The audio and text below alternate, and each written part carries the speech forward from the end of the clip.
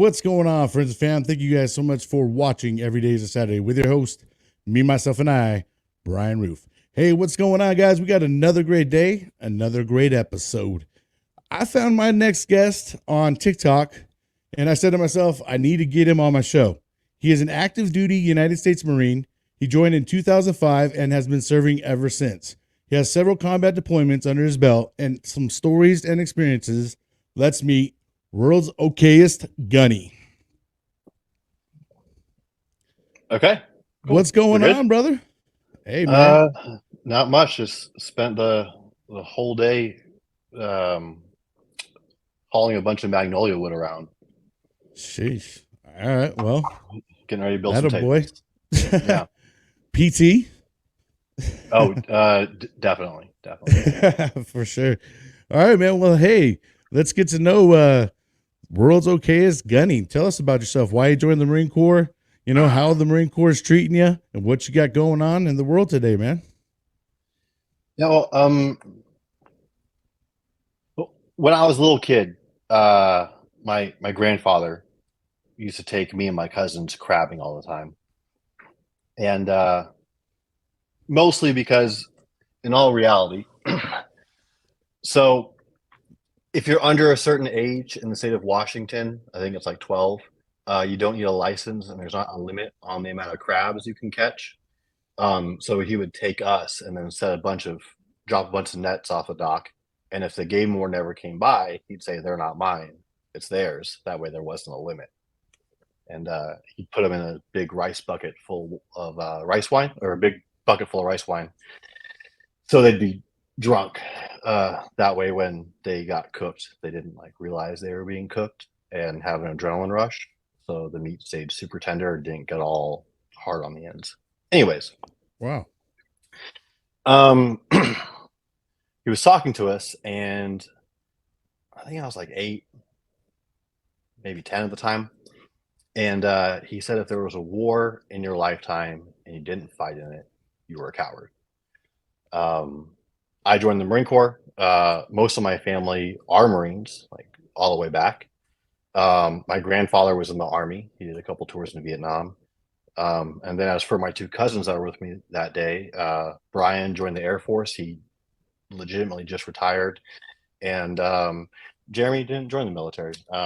He became a college professor and stuff like that. So anyways, so that's kind of the reason why I joined. And most of my generation, if you think about it, guys that joined around that time frame after 9/11, we watched it on TV. Yeah. I remember when 9/11 happened. I had the day off of school for some reason or something, and at a dental appointment, and I was sitting in the pickup, and my mother had went into the gas station to grab some drinks or something, and it came on the radio, and that's when I first heard it. Dental appointment got canceled, went home, watched 9/11 on TV, and hence yeah, I wanted to join right out the gate. Actually dropped out of high school, got a GED, and enlisted because I found out that was faster than graduating. So joined in 2005, went to boot camp, stayed boot camp a little longer than I expected to.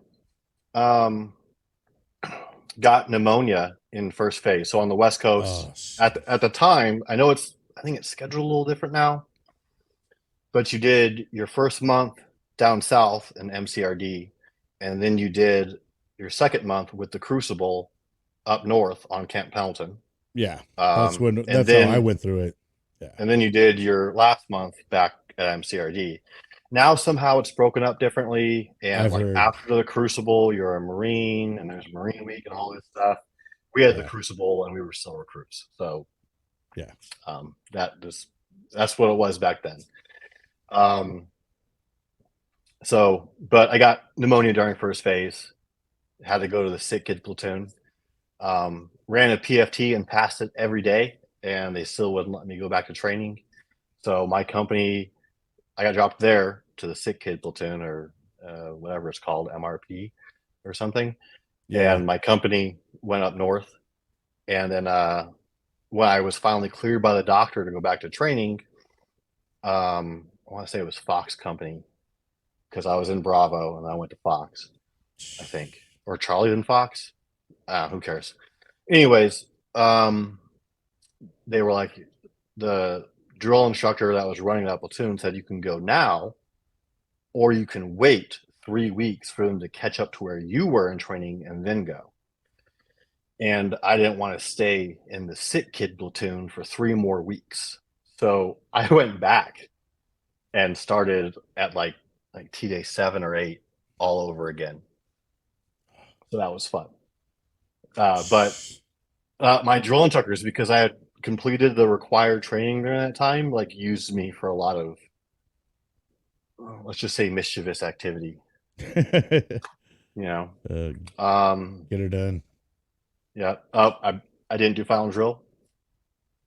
I did E-bop. I bounced when I walk.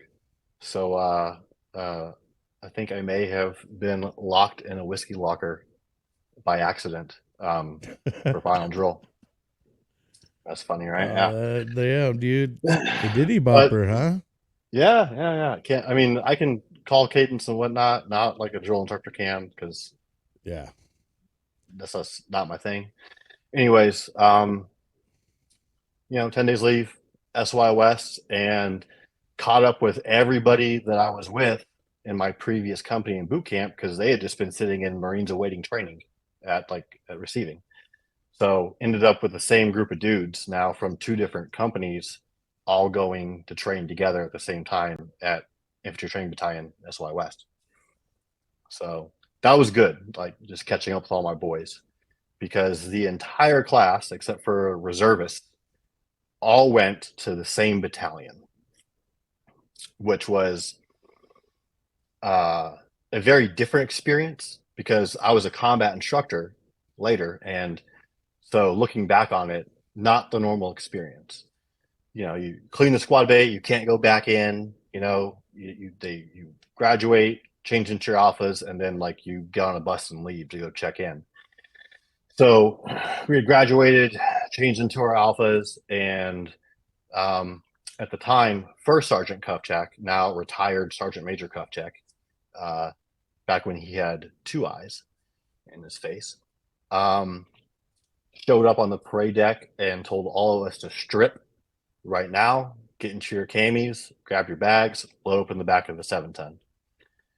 So right there, and back then, SOI West was a all-male environment. All the families had left, so everybody stripped down their skivvy drawers, putting on their camis, shoving their alphas, just cramming them into a sea bag, loading it all onto a truck, and they handed us flaxen Kevlars, and we got in the back of the 710.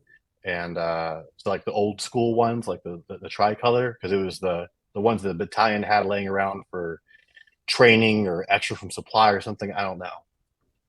But they drove us to main side to SIF, which is now IIF. Anyways, and we got our full issue. No one's bag got marked as to who had what.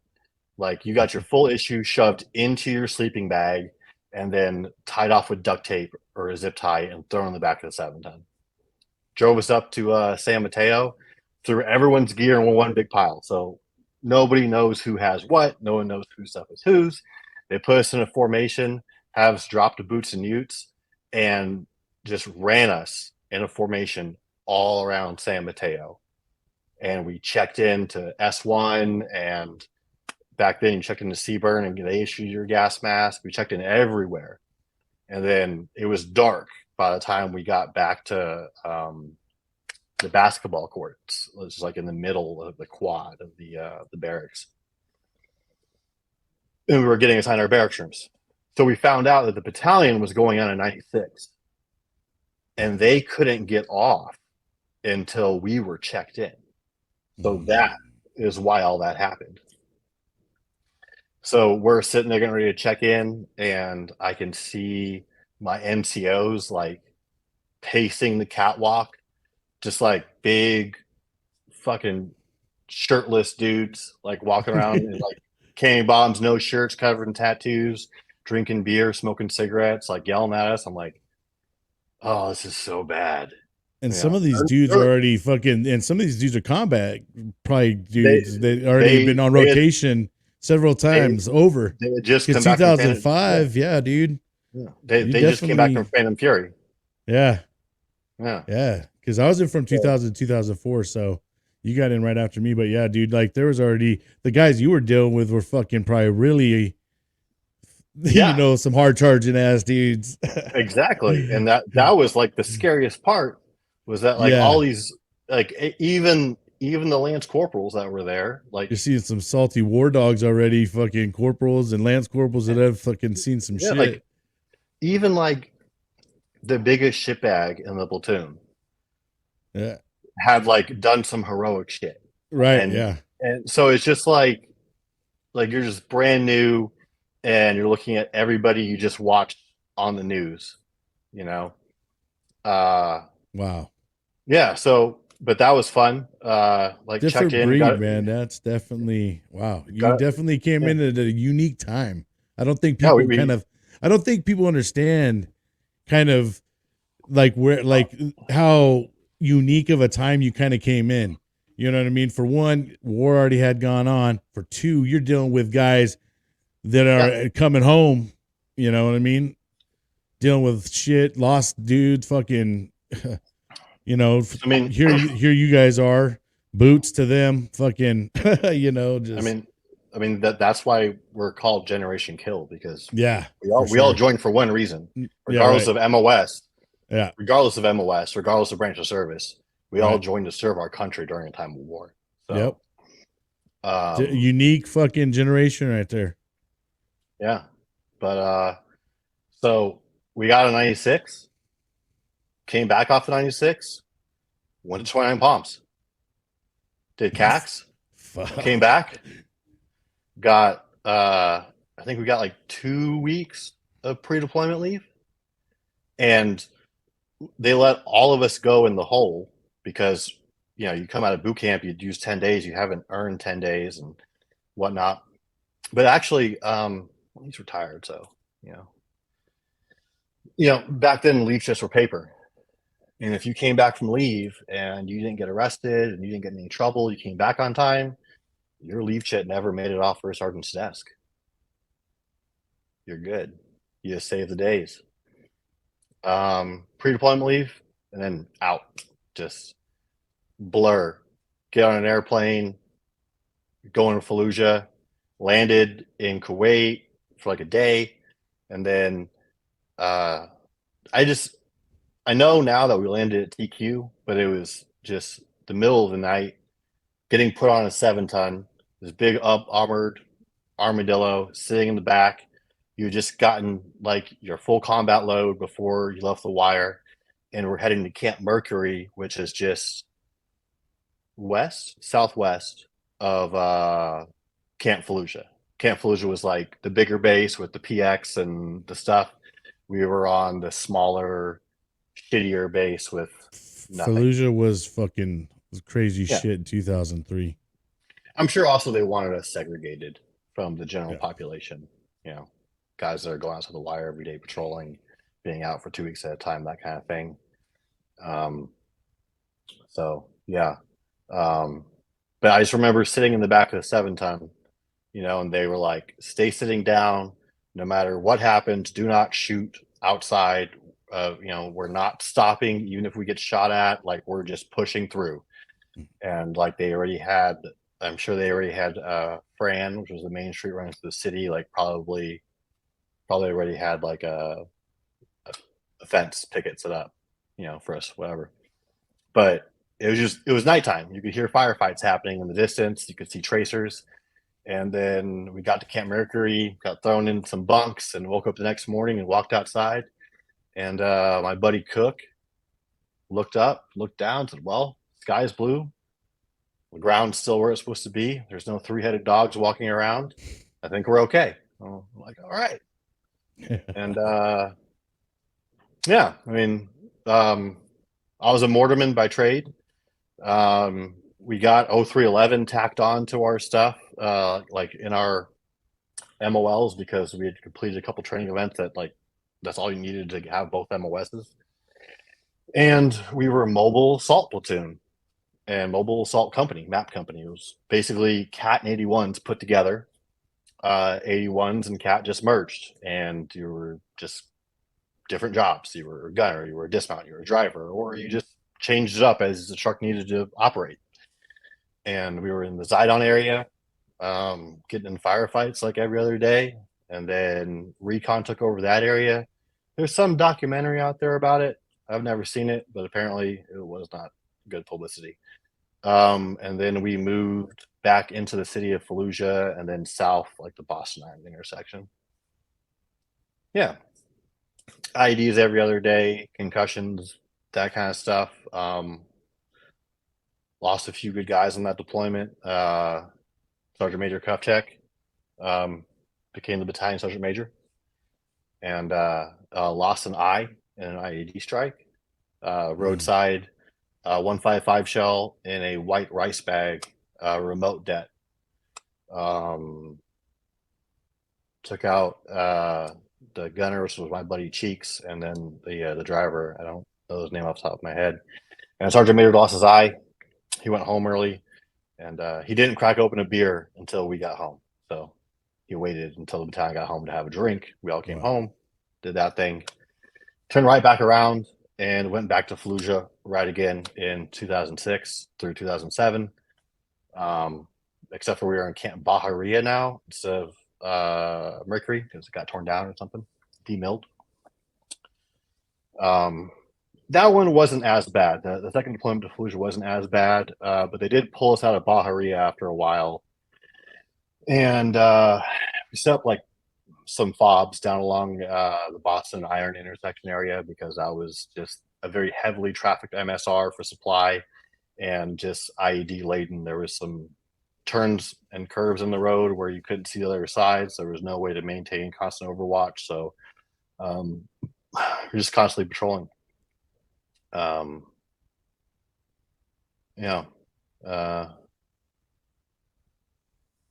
We got left.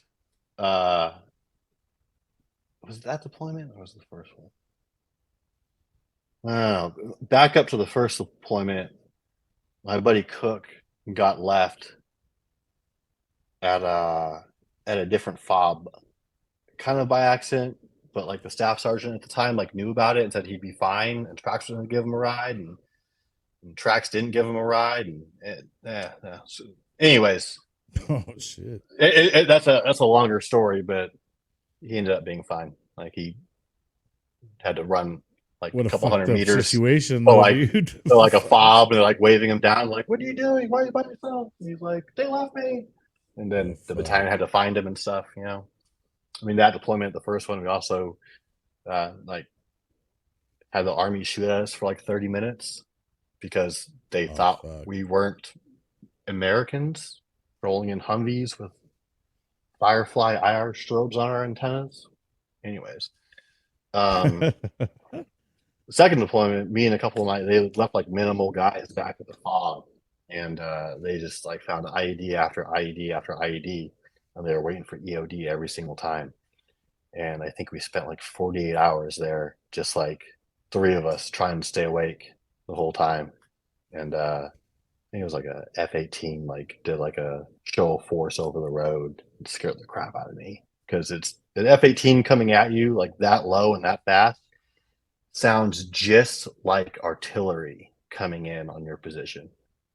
We got artillery already shot at us by accident on my first deployment. It was shit. Whole point of origin thing, where they had like, I think it was like the Halo system. Basically, it was like a blanket radar, and it showed where the mortar rounds had entered the blanket and then exited, so they can determine where the point of origin or the poo. And they had just done it twice, so we got mortared and then we got already super fun day. Oh shit. But the second deployment, like I said, wasn't as eventful. There was like maybe like 2 or 3 firefights, a couple of IEDs. Got mortared once or twice, like nothing super serious. Everybody came home alive. But at that point in my career, we were just shy of our 3-year mark. And they were giving out big bonuses to the infantry at the time. So we weren't supposed to re-enlist until the next FY. And the Marine Corps wasn't meeting its mission. So the battalion commander made some phone calls or something, and they were like, hey, we're going to let all of you, if you want to, re-enlist right now, a little bit more than a year out from your EAS. But you're going to get this FY's year bonus money, which is the first and only time I ever got a bonus for re-enlisting. And they were like, on top of it, if you choose to stay in a victory unit or Victor unit or the infantry, whatever you want to say, we're going to give you an additional chunk of money to stay rather than go on to a B billet and, be more competitive for promotion. So me and all of my buddies were like, all right, cool, let's re-enlist. And they're like, where do you want to go? And we're like, well, let's just all stay right here in 3-5. We don't want to go anywhere. So we took the OPT-4 money. I got $61,500 tax-free. Damn. And yeah, man. How old were you right there? You were like, what, 21-ish? Yeah, something like that. Oh, man, that's good money right then. Hell yeah. Like, paid off the wife's car, bought actual furniture, got a TV, a plasma TV. People don't even know what plasma TVs are, but at the time, right, plasma back then, was a big deal. Big time. Yeah. And then put a bunch of money in the stock market. Lost almost all of it. Housing market crashed, and like my Roth IRA just went, and I like got some statement in the mail, and it was like, you have $5,000 left. I was like, I want my money back right now. I gave you 20,000. I have 5,000 now. Give it back. So pulled that money out. At least you had a plasma. Yeah. Well, that thing burnt out on my third deployment while I wasn't home, but it was from Best Buy, so there was the warranty, so they had replaced it with an updated version because they didn't make plasmas anymore or something like that. Third deployment was a MEU. We were coming back from Fallujah for the second time, and the battalion had just done 3 pumps in a row to Fallujah, and the commandant was there speaking to us. And someone raised their hand and said, and asked them, hey, are we going to get one of these like MEU Libo floats everyone talks about? And he was like, yeah, I think you are. So we went on a MEU in 2008 or 2009. No, wait. Yeah, no. Yeah, 2008. Yeah, in 2008. 2008 went on a MEU. I think we came back in like 2009. Or something like that. I don't know. Anyways, MEU was a great time. It was legitimately just a Libo cruise. You go train in different countries or whatever, but Thailand, Philippines, Korea, Australia, Japan, just training in Libo, all the places you hear really good stories about. All the good stories, all the ones you can't talk about. And thank goodness, thank the gods that we did not have cell phones back then. I always say that all the time. The incrimination would have been real. I was sitting in a particular bar, and I remember seeing like my battalion commander. I saw my first sergeant, and I saw the first sergeant's clerk on stage doing some stuff with a person, and it was bananas. Yeah. I hear about the banana show. You know what? Someone's actually talked about the banana show on here. So it's not a good experience. It's not something you actually want to go see. It's like one of those. Yeah, I damn near puked when he explained the story. Man, I would equate it to like smelling your friend's gym bag. it's like dudes. It's a courtesy smell, right? You're sharing an experience, good or bad. So your seniors are like, "Oh, I've heard about this," or like, crusty older guys, staff and CEOs or whatever. Like if I had to see it, you got to see it too. So one of those deals, right? Um, anyways, we got back from the MEU, and all of us were starting to look at getting orders to SDAs. Correa wanted to be a drill instructor, this and that, and I wanted to be a combat instructor. You know, um, and we were getting put in our packages, and then we heard that we were going to Afghanistan, and we all looked at each other again. And we're like, do we really want to go on an SDA? Because like our boots are all corporals. And if we all leave at the same time, because we all came to the battalion at the same time, we all re-enlisted at the same time. So if we all leave at the same time, all of the combat experience, sergeants and corporals, mostly sergeants, are all going to leave. And they're going to be bringing in new sergeants from different battalions who don't know our Marines, who haven't been training as a team for the last 4 years or whatnot. So why would we leave them now? So we had this like big get together in the quad. I think it was like a Friday night or something like that. Tyler Setterfield came and played his album. I don't know if you've heard the EAS song by Tyler Setterfield on YouTube. If you haven't, go on YouTube, type in EAS song Tyler Setterfield. I think he's going by like Tyler J now or something like that. But great song.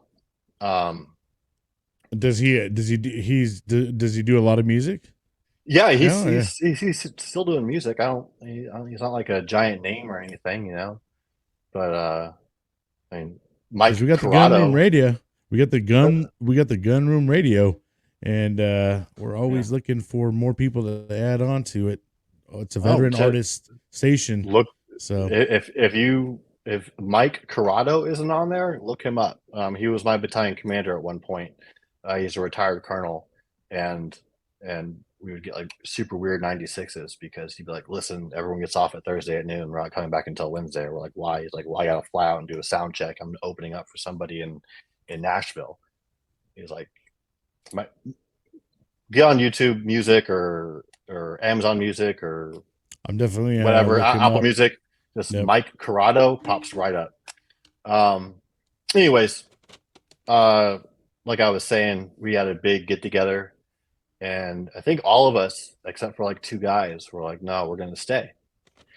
All of us lied to our wives. Everybody. We're like, "Oh no, they canceled our orders. We're not going. Like we got to stay." That backfired later on in a really, really bad way. They found out that we chose to stay.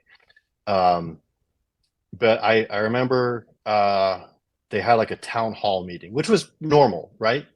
Like before deployment, they invite the spouses to come, and like the chaplain and the key wives leader, and I think we had a FAP at that point, right? The family readiness program, right? Whatever person. And they all talked to like the families. But I remember like Lieutenant Colonel Morris came in, now General Morris at MCRD San Diego, and he looked at all the families, looked at everyone in the eyes, and said, "I'm not going to beat around the bush. I'm going to give it to you straight. Not everyone's coming home from this one." He talked for a few more minutes, then he just walked out the back door, like chaplain's office, out the back door, poof, gone. But I had never heard a battalion commander. I'd done 3 deployments already, and I had never heard a battalion commander walk up in front of the families and say, "Someone's going to die." Yeah. So at that point, we were like, maybe we should Google this Sagan Afghanistan thing we're going to go to, because we had never heard of it. The Brits were there when we got there. 3-7 was there already. They had like came up from Marja. They had sent some guys from Marja. A couple of my buddies, Campbell and Soto, who were previously 3-5, were already there with 7th Marines, and they were basically getting everything set up for us and integrating a little bit with the Brits. And then when we got there, we did a rip toa with the Brits, where we started doing left seat, right seat, and that kind of thing, and we took over the AO. The Brits had basically bubbles that they had created that they didn't go outside of, and these bubbles were lined by white flags, which were Taliban flags. And they also didn't go out at night. And we're like, what's the deal with the nighttime thing? They explained that the guys there, basically, they had their area and the Taliban had their area. The Brits have their area, the Taliban has theirs. And nobody, they just don't mess with each other generally, and things are fine. I was like, that's interesting, because we're definitely not going to do that. So the guys that we were fighting and staying in Afghanistan, which, by the way, most of which not Afghanis at all, most of them Pakistan.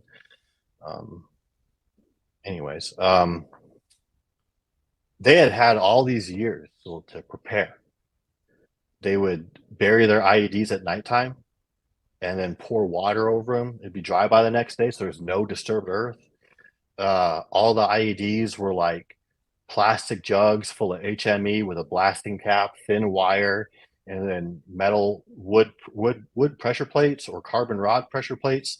So like the metal signature was like so minimal, because they had watched us in Iraq when we, like my first deployment, we were using ice and blue greens and warlocks, all these weird electronic countermeasures, or ECMs, if you will, which I'm sure we all have great radiation poisoning, because I sat on top of one in the winter in the back of my high back, and I was warm. It was great. I didn't know it was radiation. I thought it was warmth.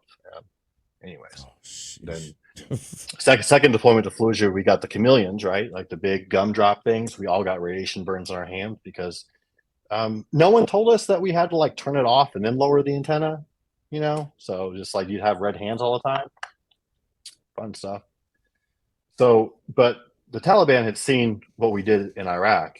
So we went high tech, they went low tech.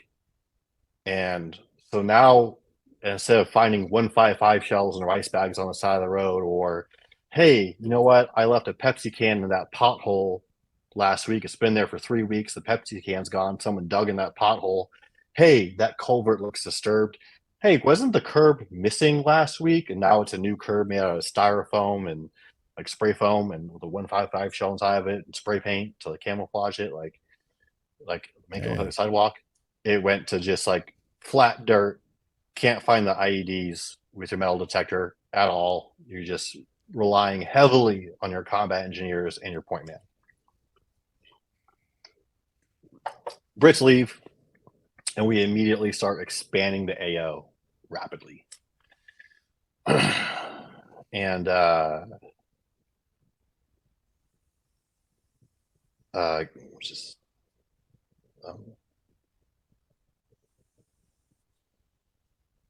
guys started dying really quick. And I mean, it was legitimately every day, somebody lost a limb, or 2 limbs, or 3, or 4, or someone died. We had 25 from the battalion die on that deployment. And like I said, we had all been in the same battalion for all this time. Everybody knew everybody. There wasn't a name on the list that came down that you didn't know who that guy was, that you haven't had a beer with before. Everybody knew everybody.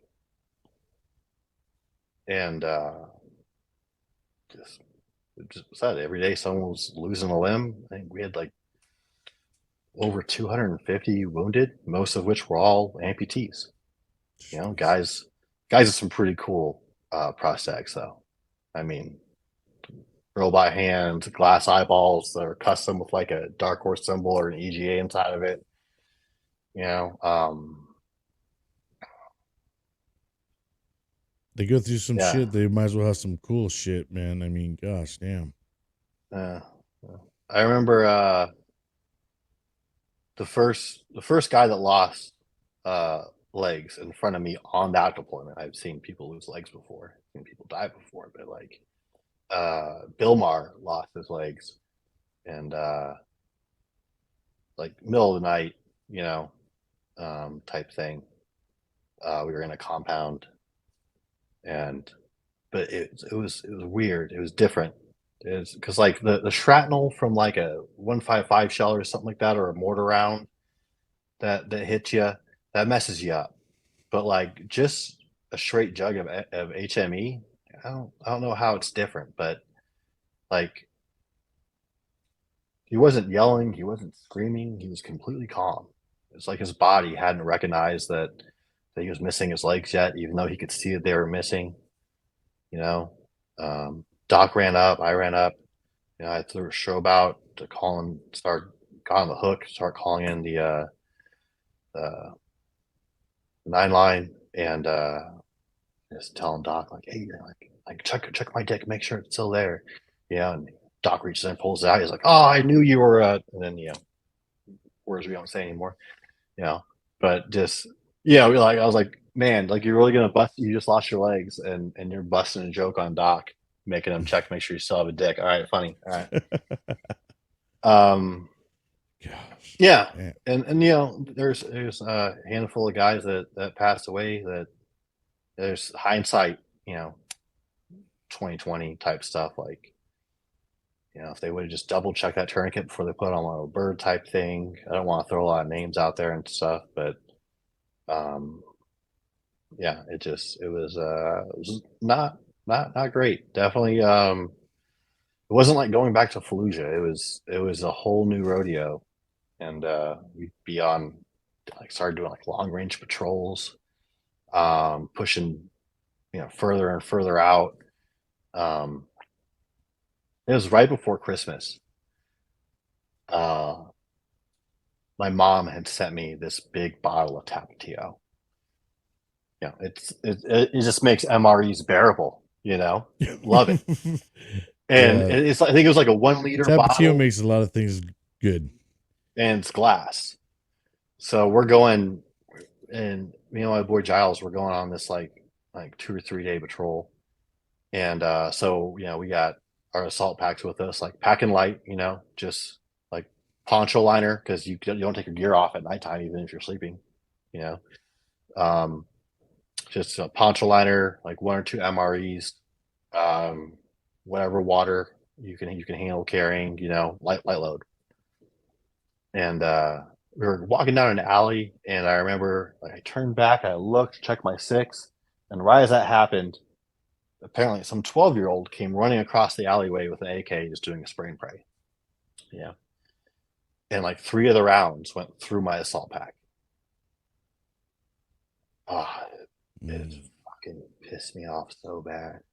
I mean, not that other things on that deployment didn't make me angry, but that night, like, I opened my assault pack, and not only is my Tapatio gone because the glass bottle has been shattered, but my poncho liner that was shoved in there now has, like, it's like a fucking, when you fold up a paper and like make a snowflake, you Yeah.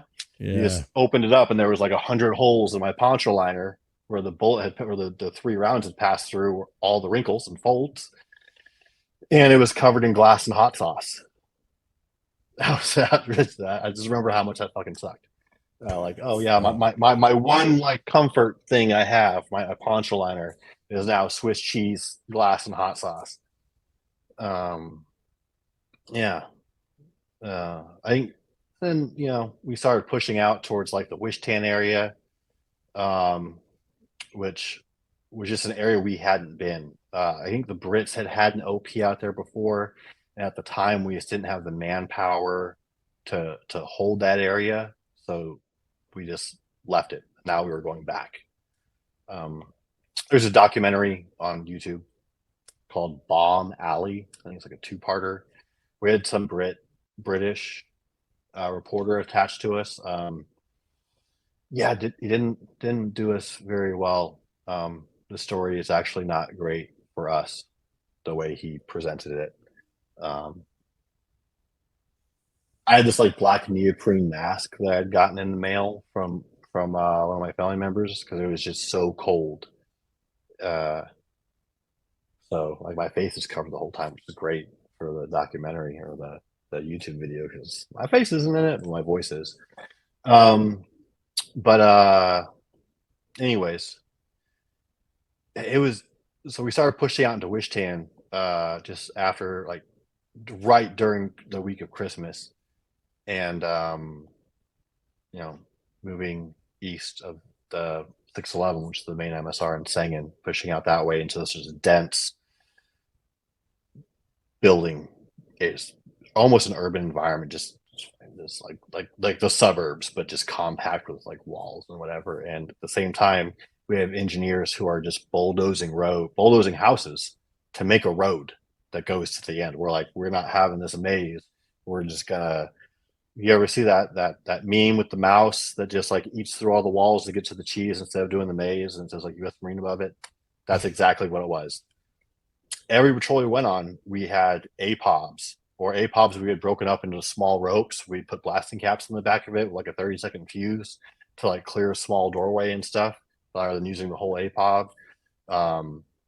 Like we had blocks of C4, like wall charges, just like pre-built out the wazoo. Everyone had like 4 wall charges in their ruck. Like we never went. We stopped. We stopped going in doorways. It was like we're gonna blow through this wall, then we're going into that house. We're not going through the door. We're blow up the side of the house, go inside, because every entryway had an IED inside of it. I remember when we were pushing to the wish channel, we found IEDs in staircases because they're all mud houses, you know. And crazy enough, they're also like thick enough to stop 50 cal rounds. But we're finding IEDs on rooftops now and on staircases because they're finding out that we're like moving from rooftop to rooftop. We're not going through regular doorways. They're putting IEDs in different places. They started using paper clips because they saw how our engineers would finger sweep lightly. So when you flick the piece of paper out from the paper clip, close, IED right there for the engineer. They watched us and they did a yeah they yeah we that when we pushed out into Wish Channel, we got hit by a pressure cooker IED, which is the first time I've seen one of those out there. And we were in an alleyway, and that thing rung my bell. A couple of guys got evacuated from that one, and we eventually pushed out and got to where we were going, and then from there we had set out some OPs. I think the OP that I was going to was like OP Blue or something like that. Like early January, we had pushed out this OP, and at the time, 81's Forward Observer / Fist Team Leader, all that kind of fun stuff. You know, running out with whatever squad I want to go out with. You know, always being on the hook or getting up on a good rooftop, getting some good oversight, and I've had some really good fire missions. My buddy Giles has one video I want to get from him. He just never seems to. Giles, if you watch this podcast, send me the freaking video, man. I got a squad plus. It was awesome. I got my first adjusting round, made one adjustment, fire for effect, called for a repeat. It was great. That was a good one. But I went to this OP to set up on-call targets because you could see over the whole Wish 10 Valley where, you know, it floods during the spring. And we were there for like 3 days. I just got there and they just had a berm and a Connex box.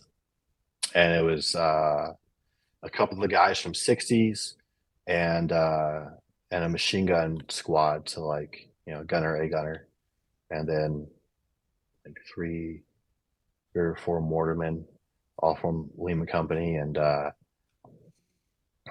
we got there, and I'm looking at this OP, and this great area. We can see out over everything. We can see into all these compounds, see forever. But behind us, I'm like, there's a 3-story building right here, and there's a 3-story building right there, and there's dudes standing on top of it looking at us.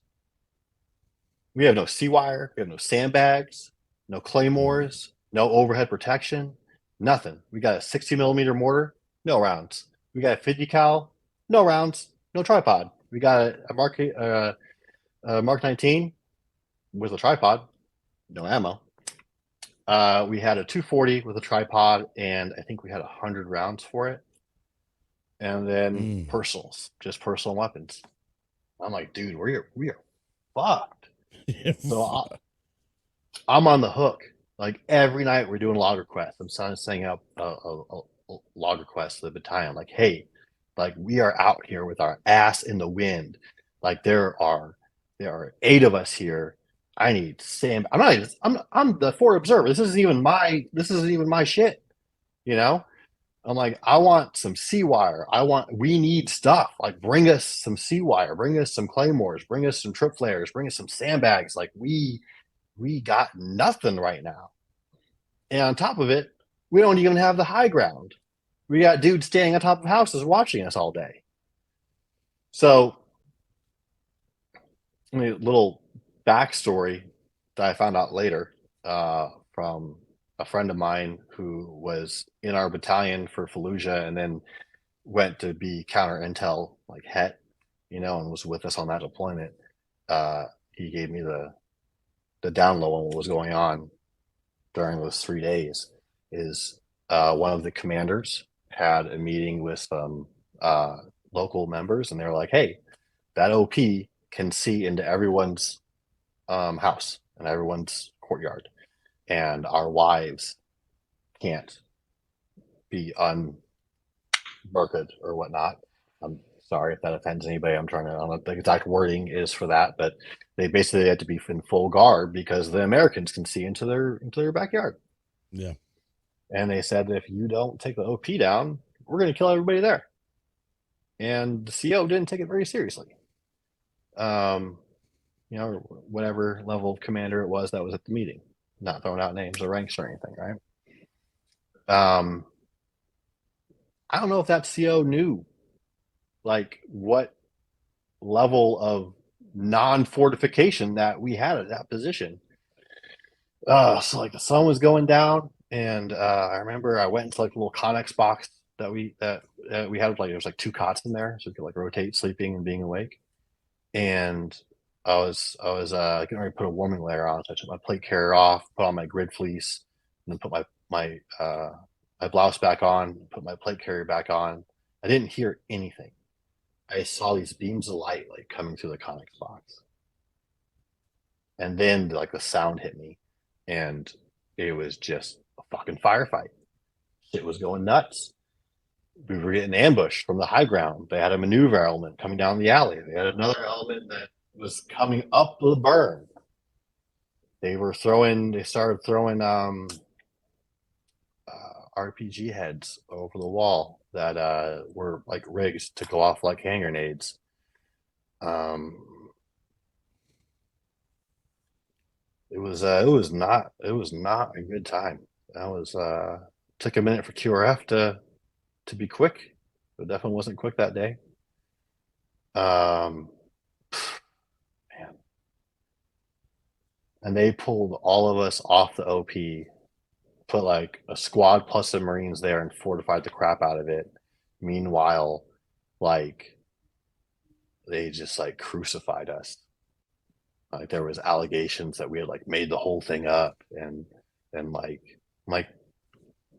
Wilson got shot in the head. Ed got shot in the ass. Like, what do you think there's 7.62 holes all through our Connex box. Like there's holes in the ground where all these grenades. What are you talking about? Like, it was just insane. I didn't understand at all. What the fuck? And then, so they just started sending us out on these missions, the 8 of us. just like long range, no corpsman, just like fucking suicide missions. Just like, hey, maybe if we send them out there long enough, they'll just die while we investigate them.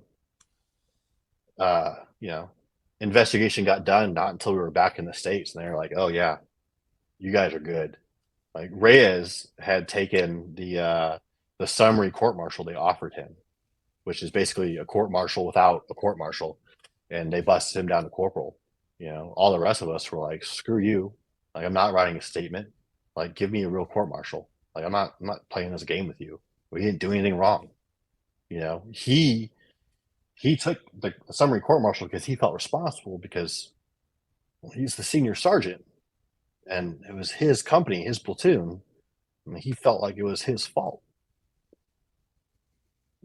Even though the company Gunny wasn't bringing us out log, it wasn't like nobody was doing anything to support the position. We got back to the States and the investigation got done finally. And they had, you know, this clearance. They're like, you're good. Like, you guys are fine. Our bad. Sorry about all that. You know, but before that happened, like, we were just, me and Reyes stopped taking cover during firefights. We're just like, fuck it. Like, our careers are over. Why even be alive anymore? Let's just stand here and shoot back. I'm not going to run for cover. Let's just fuck it. We had this balloon camera thing. It's like a big blimp with a camera on it. It was like so high def, like you could look at a guy from like 10 clicks away and zoom in and tell the CO what brand of cigarette he was smoking. But Master Guns Segredo was the battalion Master Guns at the time. Before that, like, he was in a weapons company. Like, he was a platoon sergeant. He was my company guns. You know, he was the company master sergeant, or the company gunny, battalion ops, whatever. And I think he was a master sergeant at the time, became a master guns later. But Master Gun Segredo was watching me and Reyes on camera, like in a firefight, and came and got me, and he was just like, what the fuck are you doing? Like, he's known me my whole career. You know, he's like, you're being reckless. What the fuck? And I was like, I don't care. Like, I don't care. Like, I'm being investigated for this bullshit and whatever. Like, I don't give a fuck. Like, I'm ready to go. Like, let me go fucking die. And he was like, yeah, no, I'm pulling you back to weapons company. Pulling back to weapons company, put me back with the with 81s for like a week or two. Gunny Harvey was our platoon sergeant. Master Guns Harvey, he just retired. That man walked in on me. I was in a room.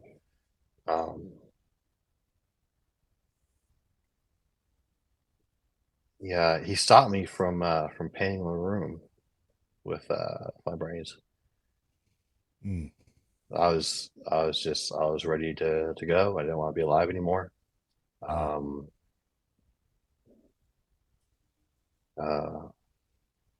Yeah. So we had a nice long talk about some things, and I think maybe he talked me down from a ledge. But at the same time, like, the rest of the 81s really weren't going outside the wire. You know, they had their fobs and they were just covered, you know, launching 81s and 120s everywhere. They were going out, just not like we were.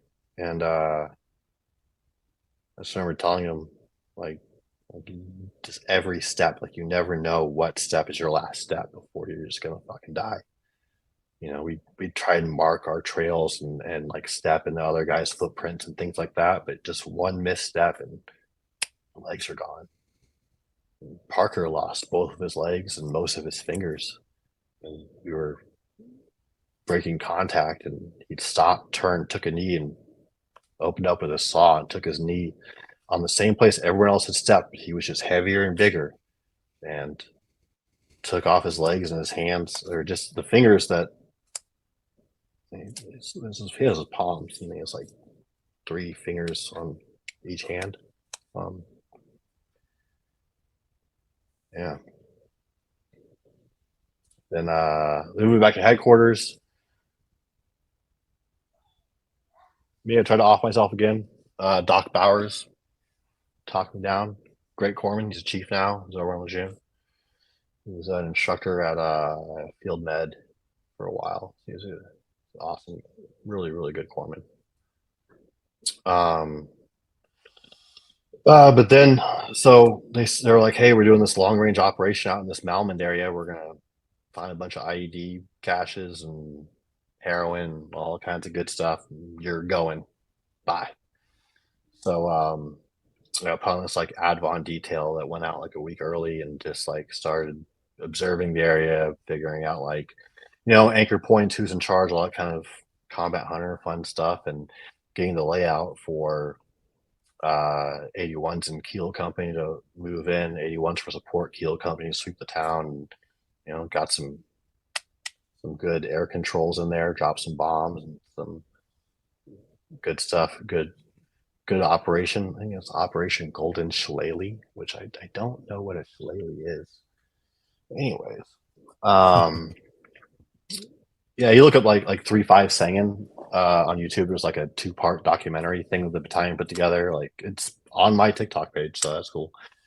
Or most of it. Yeah, so we eventually just like got home from deployment, and we were the first battalion to be put on a psych hold. Nobody could leave. They thought that if we kept everyone together for a while, that we'd be able to like recuperate and reintegrate into society a little bit better, because instead of just coming home from combat and leaving your unit, you're staying together as a team and getting evaluated psychologically. And I mean, that helps some. Some people just start, jumping in the bottle, that kind of thing. I had decided that when I came home from Afghanistan that I wasn't going to drink or smoke anymore. Hindsight, I started eating my feelings. Like, I got fat. Didn't even notice it, you know? I was eating so much food. It was insane. I was like getting up in the morning and eating like 12 eggs and like bacon and waffles, then going to PT, and then like eating a bunch of food off the food trucks on Pendleton are legit as fuck. And I was just eating all day, like huge meals, so much yogurt and spaghetti. It was just insane. I got orders to be a combat instructor because Sergeant Major Bushway was like, "Hey, like all of my sergeants, come here. We're all going to SOI together." So he's like, "I want a sergeant in every company in the regiment. Like, I want full eyes and ears control over the whole thing." We're like, "All right, cool. Combat instructors. Awesome. Let's go." Which was good because everywhere you looked, there was a brother, someone that had just been on the same deployment as you. They were all floating around the same area, which I think really helped. That, and I stopped drinking. I would put my alphas on, checking the SOI, and I was like, I don't fit into my alphas. What happened? And my buddy's like, "Yeah, you've been getting kind of fat, man." I was like, "You don't want to say anything? You didn't tell me?" Like, they're like, "Oh, you're just kind of eating a lot." I'm like, "Shit, I'm eating my feelings." Cool. So I get through combat instructor school. I think academically I was like number 2 or 3 in my class. And I had orders to Alpha Company, but it was like me and Grimes both had orders to Alpha Company, and we're both originally mortarmen by trade. And the first sergeant there, he was like, "I only need 1 mortarman. One of you has to go to MCT." And Grimes is like, "Hey, no offense, first sergeant, but I'm a sniper, and I'm going to teach at sniper school in 1 month when this other guy leaves sniper school. So if you send me to MCT, Marine Combat Training Battalion, then you won't be losing your mortar instructor." And he was like, "I don't think you understand. I'm the boss." We're like, "Okay." So he kept the sniper, and sent me to MCT, where I went, and I was like, 3 of my best friends were already there. I was like, oh, cool, Fox Company, right? Which I felt like shunned at first. I was like, I'm supposed to be training grunts, and now I'm going to train pogues? Like, what the fuck? And it really changed my point of view on the whole grunt poke thing. Like, completely changed it. I invested every ounce of energy I had into my students. Let's look at my award. I think I trained over like 5,000 Marines. I did 20 cycles as a combat instructor at Marine Combat Training. I never went on quota. I never went and taught at the IG or went and worked at the range. I just pushed through. And our excuse was, well, he's getting a break. He's going to go to advanced mortar leaders, and then he's going to go to sergeant's course, which he hasn't been to, back to back, and that'll be his break. I'm like, all right, cool. So that was my break. And then my new first sergeant had just taken over, who was a gunny before in Fox Company, who was my junior. We call it BIPT, Battalion Indoctrination Program. That is not a word you'll ever hear on SOI anymore. But basically, his first cycle, he was under me, and we became really good friends. And now he was the company first sergeant. And he was like, hey, you got orders to headquarters. I was like, I thought I wasn't doing that. He was like, you're not. I was like, all right, cool. He's like, I'm the new first sergeant. I canceled the orders. You can go on a 96, or you can get out to the range because they're doing fire maneuver today. I was like, all right. I had my gear in my trunk. I jumped out on my Charlies, threw on my camis, grabbed my plate carrier, went out to the range, started running the range. And when headquarters was like, where is he? Like, oh, he's around the range. He's gone. Find him. You guys keep this other guy that we didn't want back because he wasn't a good dude, you know? He's the kind of guy that would see something and say something instead of take care of it in a flat black kind of community kind of way, you know what I mean? In-house. Yeah, we didn't want him back. Yeah. Someone carved rat into the gas tank of his motorcycle, but like all the way through the tank. So it didn't hold gas anymore. Anyways. Yeah, he got a couple of us investigated for allegedly doing this, for allegedly doing that, you know. I know a couple company gunnies that have had their vehicles fucked up. Yeah. But I fucking loved being a combat instructor. You could be having the worst day, and you could sit down with a room full of privates and be like, hey, ask me questions, and just shoot the shit with them for like 30 or 40 minutes and just feel better. You're serving a purpose. You're making sure these Marines are trained. You're making sure that they're capable of surviving in combat. I loved it. If there was an option for career combat instructor, I would have stayed. I would have never left. I would have just pushed cycles the whole time. I loved it. I had 7 honor platoons in a row. So for like over a year straight, owned that shit. After that, they like broke up my team to like spread load and like teach everybody what they were doing. And they're like, actually, he's kind of messed up. Like, he does everything.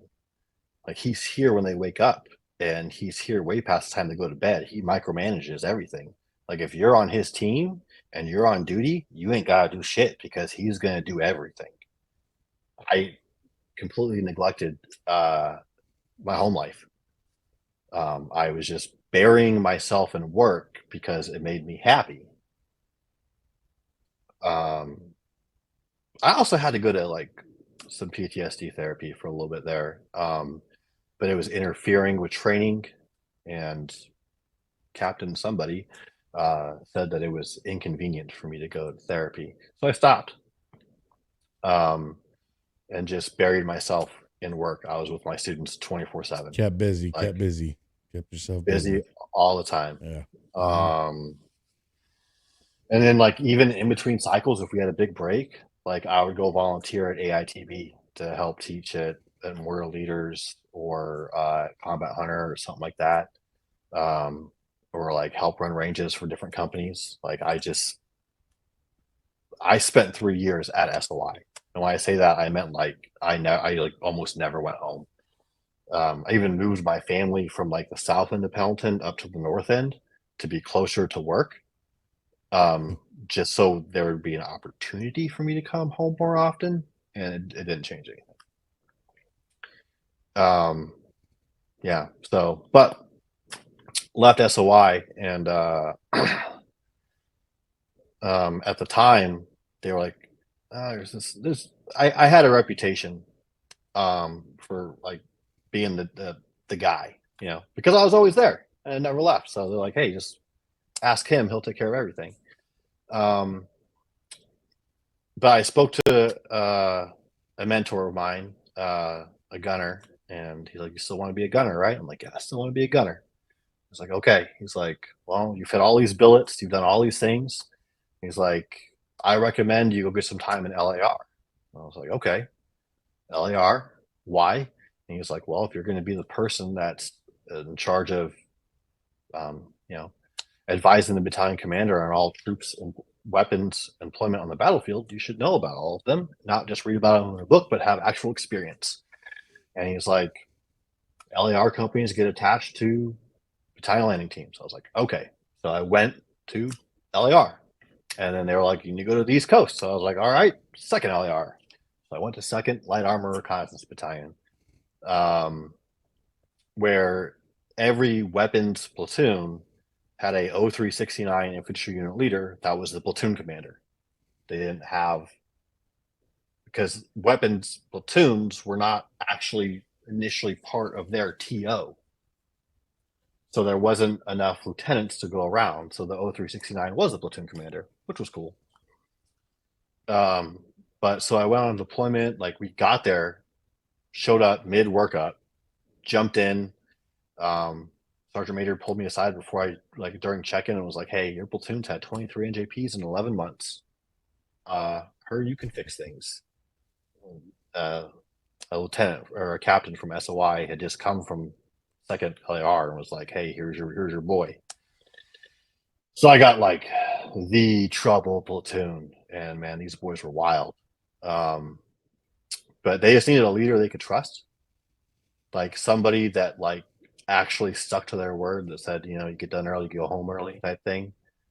Somebody that had their back, and they figured that out pretty quick, and they shaped up real fast, and they understood that like what I say goes, and you are a reflection of me, and if you like me being the way that I am, then you better behave yourself. Yeah. And we also got rid of some trash that was in the platoon, just like, hey, you're going to a different company, bye. You're not making on deployment. We traded you for somebody else, or just dropping you, bye. Which was cool about LAR. You could do that. You could swap people around because they're deploying as companies. So I think it was 2-6 first or 3-6. I think it was 2-6 first. Like we immediately attached to 2-6, went on a MEU. Yeah, went to some countries, did some stuff, training, whatever, this and that. And then I knew that the next company, because I was with Delta Company at the time, Charlie Company was going out next, and they were going with 3-6. And I like having a 4J on my shoulder, I also knew at the time that like one of the 0369s back at the battalion, at LAR battalion, was on LIMDU, and another one was on like permanent medical hold because he had cancer. So I reached back to Sergeant Major Bond, and I'm like, hey, like, I know Charlie Company's pushing out and they don't have an 0369. I will go. I'll come home Advon, even leave Advon.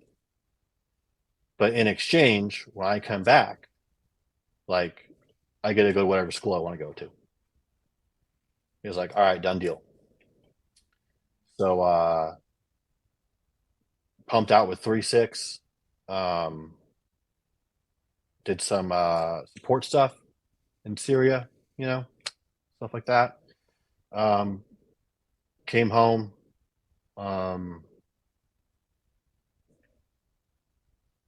Yeah. Yeah, I got back from that deployment. It's kind of a weird time.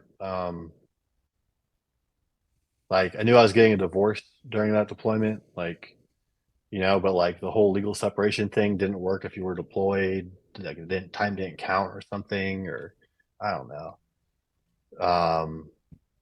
My brother-in-law committed suicide like the day I came home from deployment. I don't think it was like related, it just like happened, timed out that way, you know. And at that point in time, like I think it had become so normal to hear about one of your boys from 3-5 killing themselves that it didn't even phase you anymore. It was just like, okay, that sucks. And when it was someone that you were really close to, like it hit you hard, but uh just like, yeah, at that point in time it hit me. And because I was going through like a divorce, Master Gun Segredo, my mentor, was the monitor at the time, and he sent me to DPC RSU East, which is where I first started to work with reservists. So DPC RSU is Deployment Processing Command East. They mobilize and demobilize all the reservists that augment active duty units and individual augments, all that kind of fun stuff. You could be on deployment and have reservists. You don't even know it. They're just in there. But that was like my first time in my career. Like I was a staff sergeant, I was selected for Gunny, and things slowed down. Like I wasn't on a deployment rotation anymore. There was no TEEP.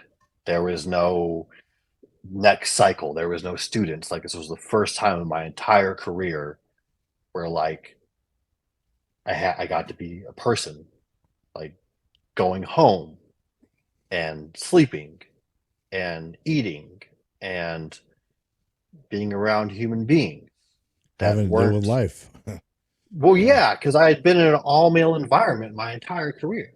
Yeah. SY West at the time, all-male environment. Infantry battalions, all-male environment. What are Right. we doing? Working up, and then we're deploying. And then what are we doing? Working up, and we're deploying. And then combat instructor, same thing. Like you just next cycle, next cycle, next cycle. So it was the first time in my adult life that like time became real. And I just started reflecting and looking on things, and like all my friends had killed themselves, and I had realized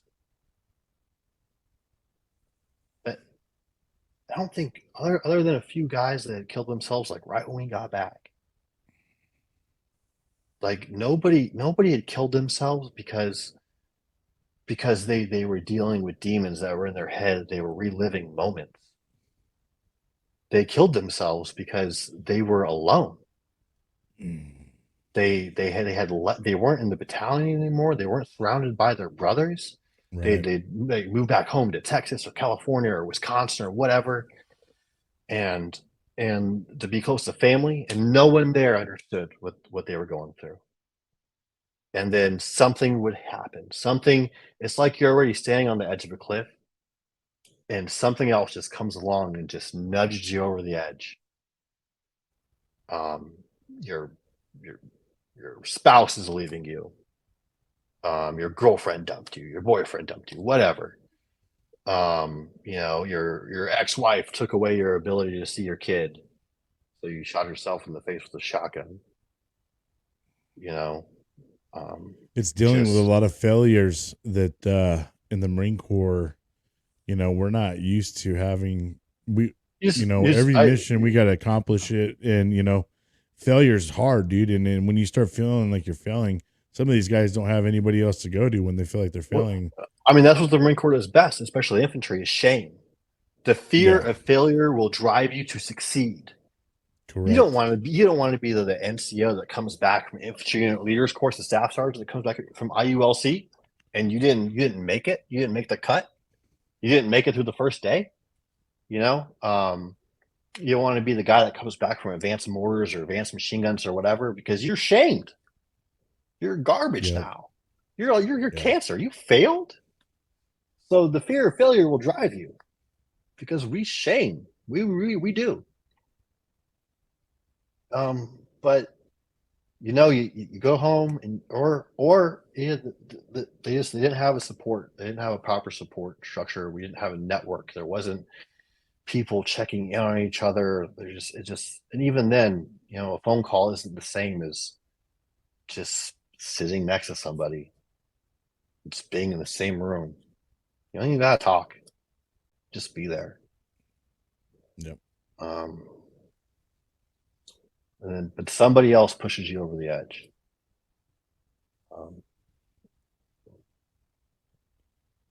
A handful of my friends like killed themselves even while they're still active duty. You know, something happens. Their wife is leaving them, you know, or about a year ago, around this time, June, so like May. Like one of my best friends shot himself. You know, Yeah, it's like crazy. we had both became gunnies at the same time, and we're troublemakers together since we were fucking PFCs. You know, something had happened at work. You know, something had happened at SOI East, and the command was going to burn him for it. And he was like, "Well, my life's done." It's that And he shame just killed feeling. himself. Yeah. Yeah, is his entire adult life. He had spent his entire adult life as a Marine, and it was all just being taken away from him. You know,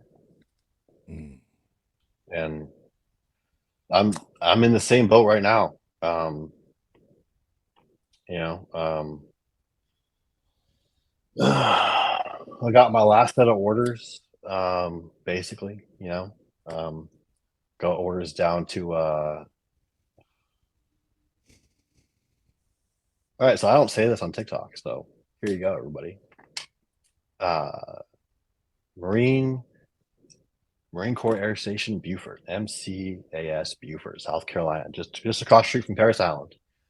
And so like, hey, you're going here. And I was like, what am I going to do? And they're like, we don't know. I'm like, you're the monitor, you don't know. He's like, nope, we don't.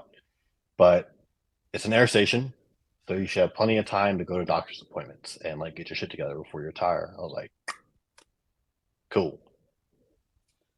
So I get down to South Carolina and like find the place, and there was the previous guy that was in my seat, like medically retired early. So they had a civilian running the shop and one sergeant. Like, what do we do here? Like, oh, you're responsible for all the pre-live fire and live fire training for the entire base. I was like, and we do it with 2 people? And they're like, yeah, kinda. I'm like, that's great. So stepped in, took over, the civilian left, and then started looking at my TO, realized I was short a bunch of dudes, started making phone calls, making FAPs come in, calling monitors, getting people back in, got it up and running, started running a schedule for the entire base rather than letting them sporadically try to schedule their own training. You know, like, hey, no, we're going to have a range, like 2 ranges a month. We're doing this, we're doing that, we're working with Paris Island, you know, and just got it kicking and running, you know. You know, got a second divorce, you know, getting ready to retire because I decided that I was done. Like mentally and physically, I'm exhausted. I can't anymore. I'm fucking done. I'm burnt the fuck out. Everything hurts. I can't hear anything. I finally went and got hearing aids. I went and got I was like, hey, I got a bunch of TBIs. And they're like, we'll do a scan. So they do an MRI on my brain and whatever. And they're like, oh, you have so many traumatic brain injuries that we can't really determine how many you've had. How many times you've been unconscious? I'm like, I don't know, like 3 or 4. And they're like, well, how do you know? I was like, well, because I was in one place and I woke up another. And they're like, well, you can't be conscious of the fact that you were unconscious. So if you were unconscious and then woke up in the same spot, then how do you know you were unconscious? I was like, well, I guess that's a really good point. They're like, look at your brain. These are all the areas where your brain has made contact with your skull. We can't count them because they're all just, it's like the whole thing's messed up. They're like, we're actually really surprised that you're a functioning adult. And I'm like, well, actually, I kind of struggle with some stuff. Like sometimes I get lost on the way home, so I use a GPS every day, and this and this and this. Started going through a list of stuff, and they put me on Adderall as a stimulant to help my brain just like keep kicking. Put me on Xanax because I didn't know what a panic attack was. I thought it was just something that happened to me sometimes. I was losing my mind, and they were like, "Oh no, that's called a panic attack." I was like, "Oh, that happens." And they're like, "Well, what triggers it?" I'm like, "You never know. It's just something." Um, and people call them episodes or whatever, and it's part of PTSD. But it's not this like glorified weird PTSD that Hollywood pushes down everyone's throat. You're not having a flashback and you think you're back in Afghanistan or Iraq. No, like everything, like all you can hear is your tinnitus. All you can hear is ringing. Your hands start to shake. Your heart's beating out of your chest. You can't breathe. And you just like everything starts going dark and you pull inwards and you can't move and you can't talk. And now I know what that feels, even when it's starting. Now that I know what's happening, I can recognize I'm starting to have a panic attack, and I can take some medication to like stop it. It's not immediate; it takes a little bit, but it stops it.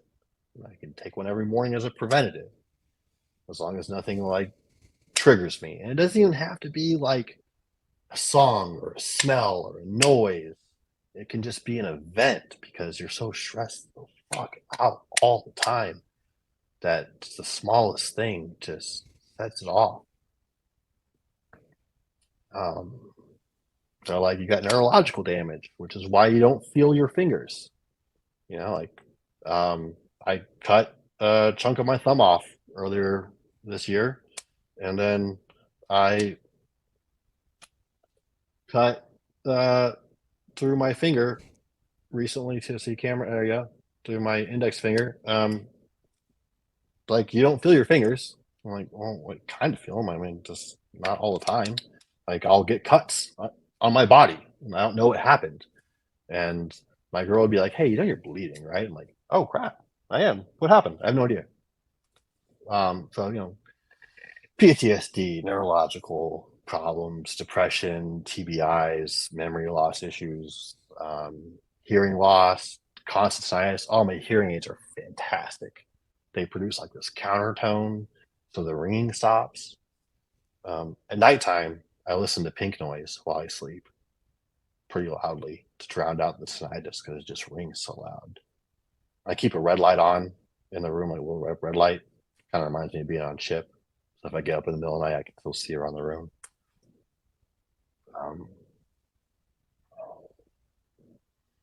But yeah, so I'm just hanging out at my retirement station. Like, hey, I'm going to retire here. I'm denying I'm like, somehow I ended up in the zone for Master Sergeant. Like I did the math. I thought like, I might be like in the zone like the year I retire or like the year before or like, and I ended up being from no zone to the top of the zone for Master Sergeant. I was like, fuck. So, made sure that wrote the board was like, hey, I'm not reenlisting. Do not promote me. I am not, reenlisting, getting promoted, and PCSing. My sergeant major was like, hey, just reenlist, take the promotion, drop papers anyways. I'm like, yeah, But if I extend my contract, I'll have more time on it and they will move me. And I don't want to move. Like, I am done. Like, you don't understand. Like, I am not going back to an infantry. I'm not going back to another unit, period. Like, I am staying right here. I am done. And that's it. Got divorced. My first divorce was like so amicable. Like, we were like best friends, like from junior high. You know, we had been married forever. We both wanted a divorce because I only cared about work and I never saw her ever.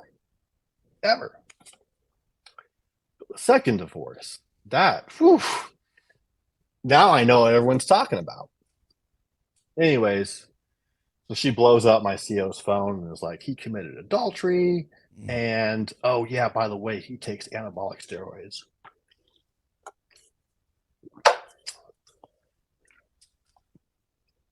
In like early 2021, my psychiatrist is looking at everything. He's like, you know, I think you have low testosterone, which is causing a lot of these problems. So they sent me to get tested. I had to drive like all the way to Charleston to see this endocrinologist. And he's like, yep, like, you have the testosterone of like a 70-year-old man. I'm like, but I'm in shape. I work out. He's like, yeah, but it's like, how long does it take you to recover? How tired are you? How irritable are you? Like, how's your sex life? Do you even care about sex anymore? Like, all this stuff. I'm like, holy shit. Okay, cool. That makes sense. And he's like, so first we're going to remove this gynecomastia. I'm like, what's that? He's like, that. I was like, because I had this like fat around my chest area. Because I had gotten fat before I became a combat instructor. My first cycle, I lost 47 pounds. Thank you, Sergeant Major De Leon, for making sure that happened in 27 days. Sheesh. He was like, I just got this new combat instructor. Like, he's smart, he's fast, but he's fat. How's this happen? And he was like, make him unfat. And they did it. But I thought it was just like this fat that would never go away. Like, it was like hard fat. Like, I tried to get rid of it. Like, it was just like, you can't target an area, you know, you just monitor your caloric intake and, you know, be in a deficit, blah, blah, blah, macros, this and that.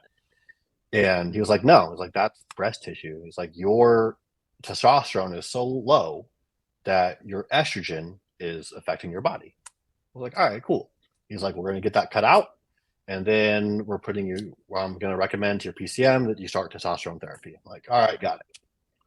So I go back, see my PCM. I'm like, hey, here's the thing from the guy, from the endocrinologist. Like, I need this surgery to get this stuff removed. And then I need testosterone therapy.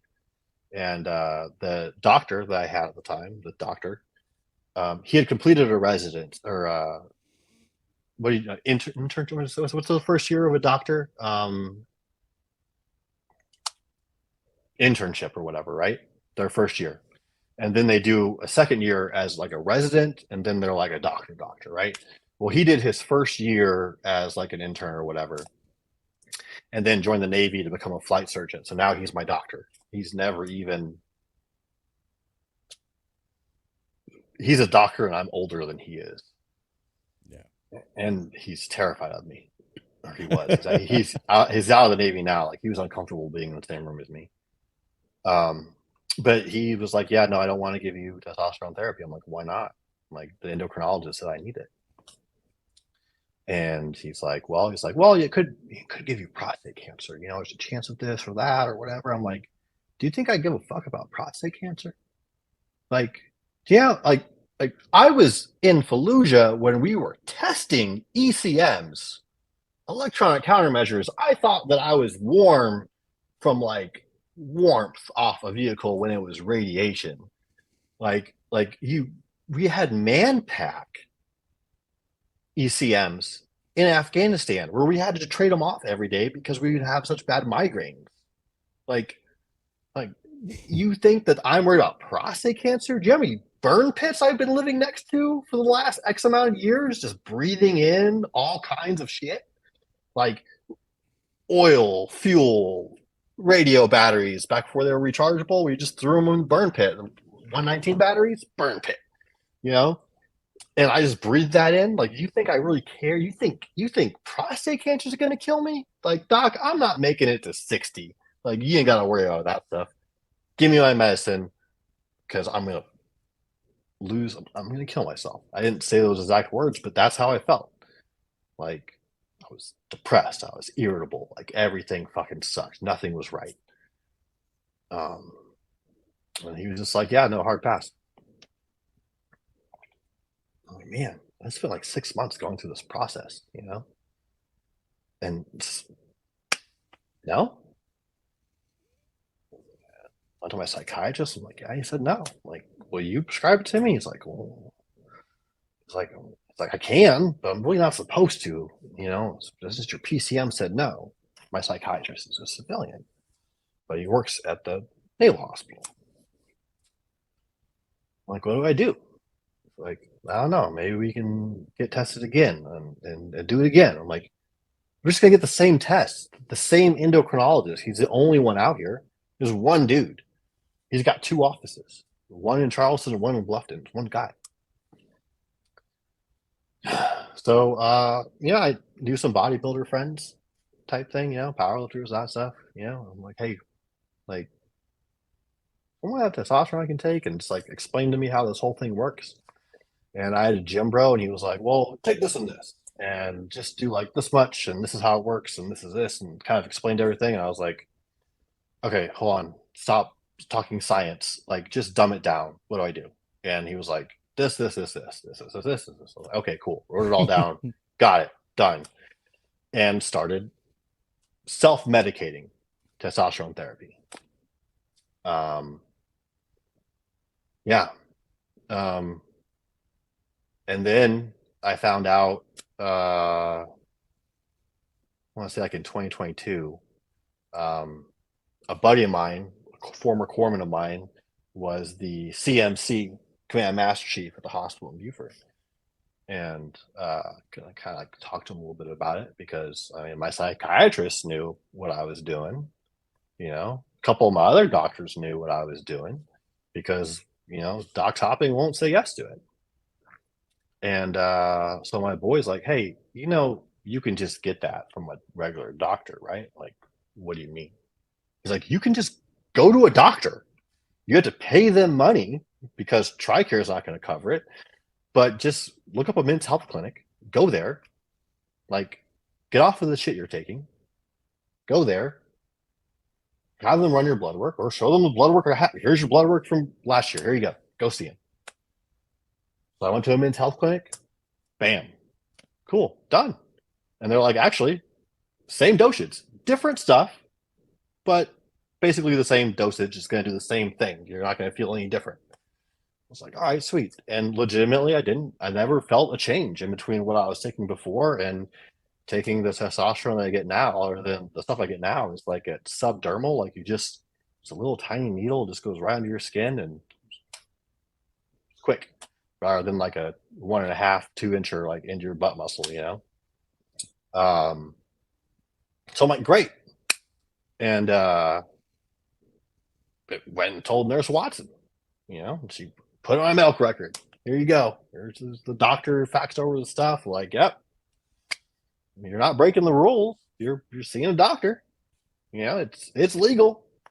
It's in your milk record now. So just anytime blood work has to be done or dosage changes, like, we need copies. I'm like, got it. Well, right at the same time, my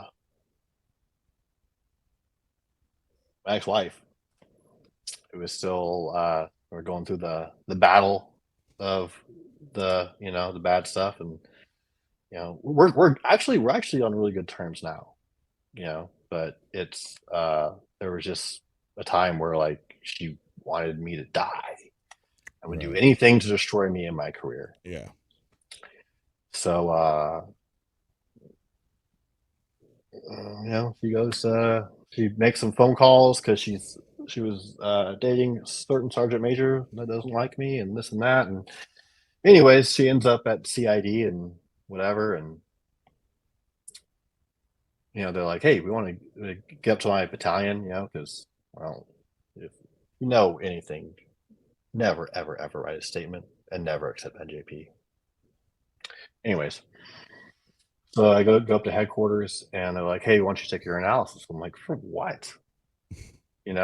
CID just told me that I'm being accused of selling cocaine. So I don't know what the fuck you guys are talking about, because they like to make like a big thing to scare you to get you to admit to a small thing. And I was like, go pound sand, bro. And they're like, oh no, we want to test you for illegal steroids. I'm like, oh, okay, cool, yeah, sure. It's on my medical record, by the way. Like, I take testosterone. Just ask Nurse Watson, go check it. But yeah, I'll pee in the cup for you. Pee in the cup. And the stuff I was taking previously, which like I had looked up and talked to my doctors about, and they're like, yeah, like it should be out of your system. It wasn't. So I popped. I'm like, fuck. All right, cool. So they're like, hey, we're gonna give you a board recommending you get, OTH other than honorable. I'm like, all right, cool, whatever. So hold tight, try and stay positive the whole time, go through the whole board process, and they're like, nope, we're recommending a general under honorable conditions discharge, just like a general discharge. So like you get all your benefits, just no retirement pay. Go fuck yourself. You're out early. And then my JAG's like, hey, bro, like we're gonna ask you for this letter clemency, like asking, the base colonel to like just say, hey, like look at, like, there's the testimony from the doctors, like he legitimately needed this stuff, he was denied treatment, the stuff he was taking, it wasn't the right stuff, but it did the same thing as the right stuff, it was just what he got his hands on, and he found the right way to do it. And then even now I'm getting that same medicine from TRICARE, because they sent me back to the endocrinologist and tested me again, and he was like, here's your prescription. I was like, got a new PCM, I got a new doctor who was like, oh yeah, you definitely need this. I'm like, all right, great, cool. So the colonel had just signed it and it went up, and they're like, yeah, dude committed adultery and took illegal drugs. I'm like, whoa. I took testosterone, or anabolic steroids, if you will, because even the testosterone I take now is considered an anabolic steroid, to balance out my hormone levels.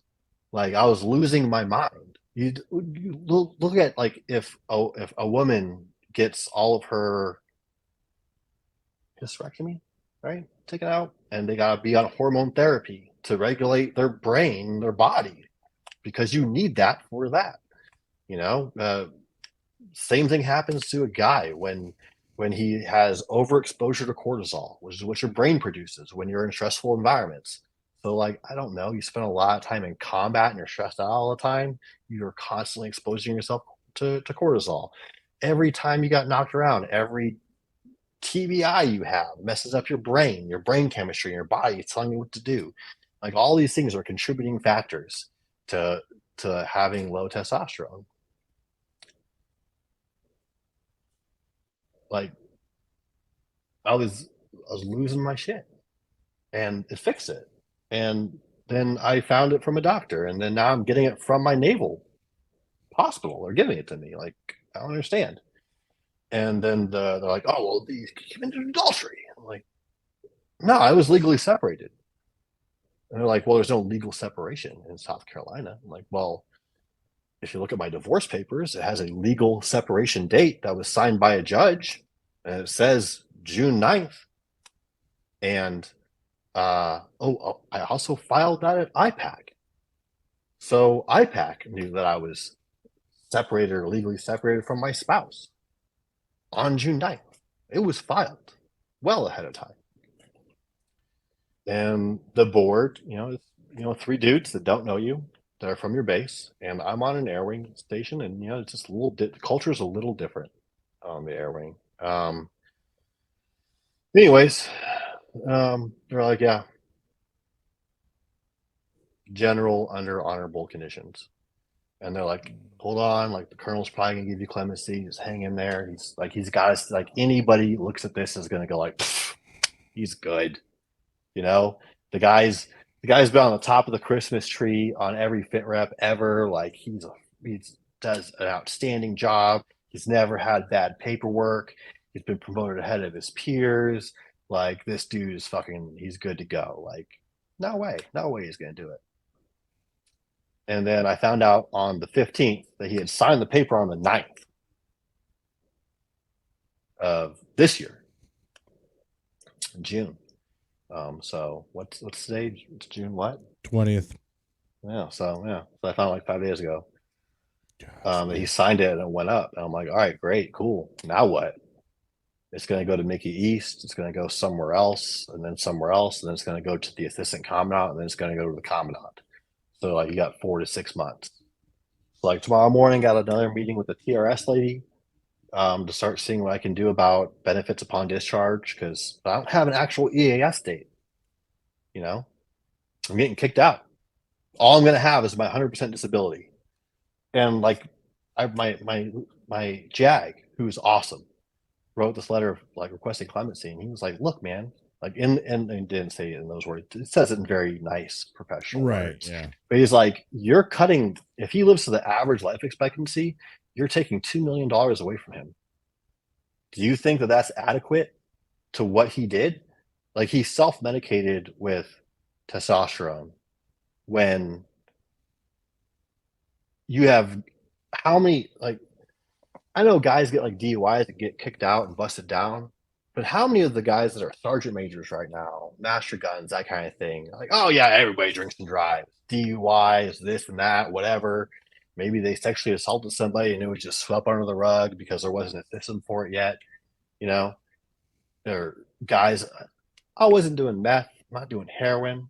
You know, like, geez, heroin. How many of my friends got hooked on pills from the VA and ended up on, anyways, that's a whole nother.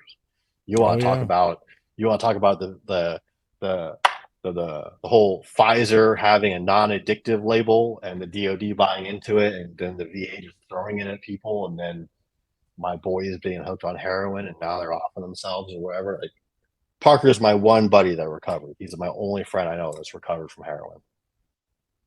But anyways, back to the thing. But I wasn't doing any of those things. I wasn't abusing a drug. I wasn't getting high.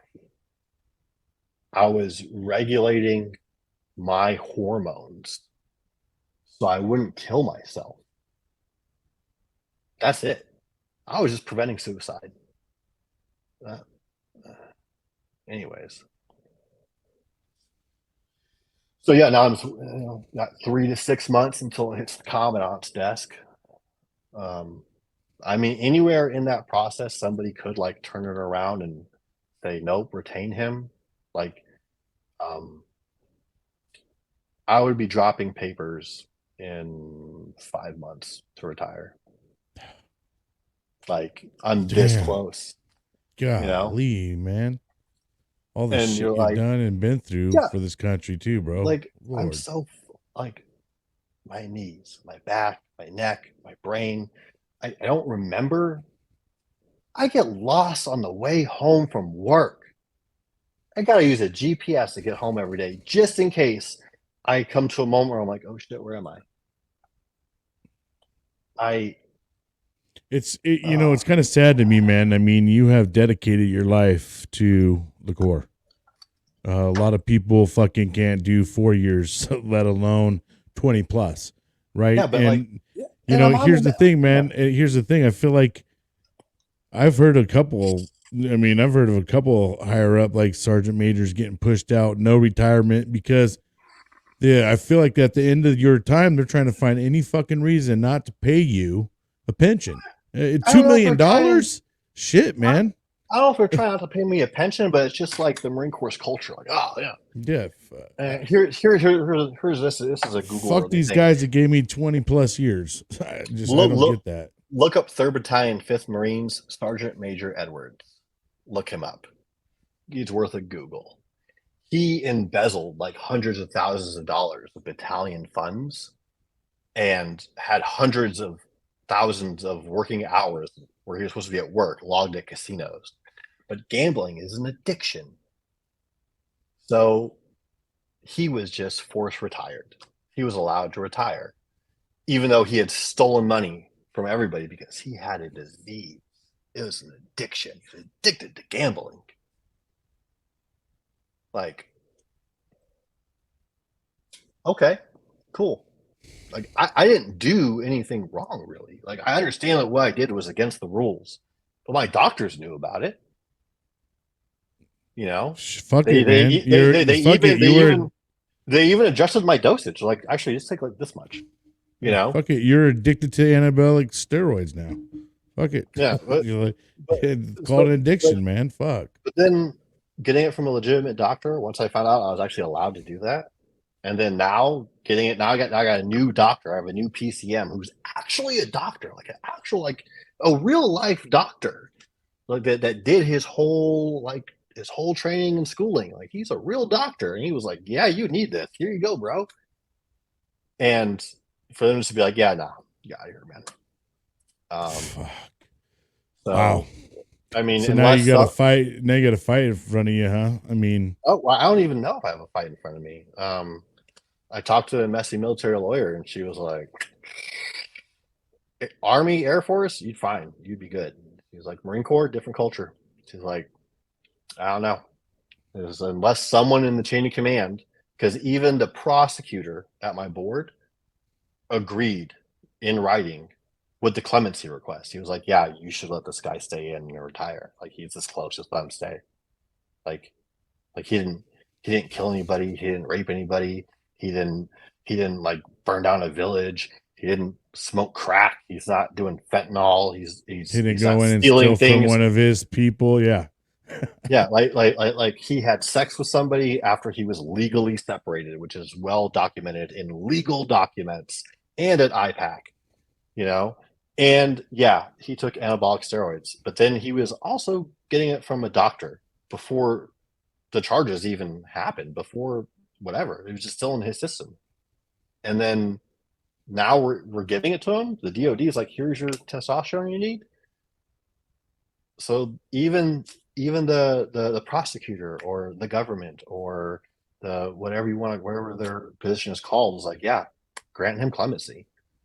But the colonel was just like, "Nah," sent it up. So I imagine probably, let's see, we're on 96 for Juneteenth. So Wednesday morning, I imagine it's probably sitting at Mickey East with Sergeant Major Nico and the general up there. And so if somebody between there and there, between them and the commandant is like, "Yeah, no, retain, we're good. We're good. I'm good. I'll make it. Cross my finish line." But I just think it's unlikely. And I don't know. It's weird having like your entire, they're like, "Oh, hey, vet bros make their whole personality about this." But when I'm looking at it now, I'm like, this has been my whole adult life. My entire adult life, I've been a United States Marine. Yeah. And now you're just gonna snatch it away from me because I wanted to not kill myself. I wanted to not be one of the 22. You know, when dudes commit suicide, I'm telling you, it's not always just PTSD. It's another factor. It's the Yeah. command. It's the Livelihoods are spouse. being threatened. There's even there's a TikTok on my thing. It has very low views because TikTok really doesn't like to push anything that has to do with mental health anymore. No. But it's screenshots. They do a suicide study every year, and 2021, the leading cause of suicides in the Marine Corps are Marines that have PTSD and are having issues with either their spouse or their command. It's the combination of PTSD and then the external factor, whether it's the command or the spouse, one of the two. Yeah. And I'm just really trying to fucking hold it together. And I'm staying as busy as possible. I am building a lot of furniture because if I can just hyper focus on building a table or a fancy dog kennel or end tables or a bed or whatever, like I spend all my time like buying lumber and epoxy and sanding and cutting. It's the only thing that keeps me like level. And then going to work to just be like, all right, I'm here. I'm not doing anything.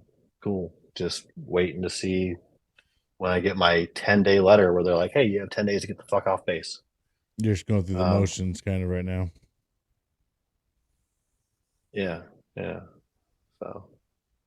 Man, that's rough, man. I'm sorry to hear that shit, dude, because my gosh, bro.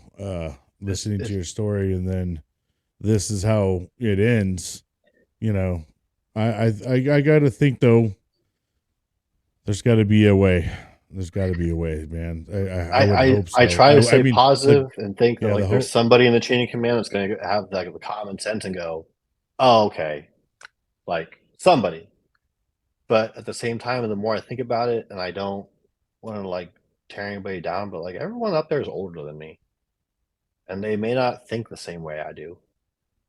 They don't see the Marine Corps the way that I see the Marine Corps. And I don't see the Marine Corps the same way a sergeant or a corporal sees the Marine Corps right now. Everyone has a different point of view. It's a different generation. Everything's for sure. Things are changing. Regulations are changing,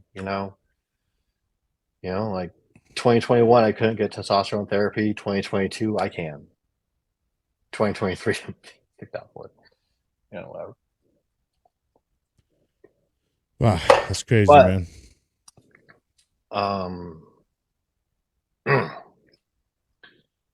But July of 2022, July 16th, 988 went nationwide, which is the suicide prevention hotline. You can call or text 988.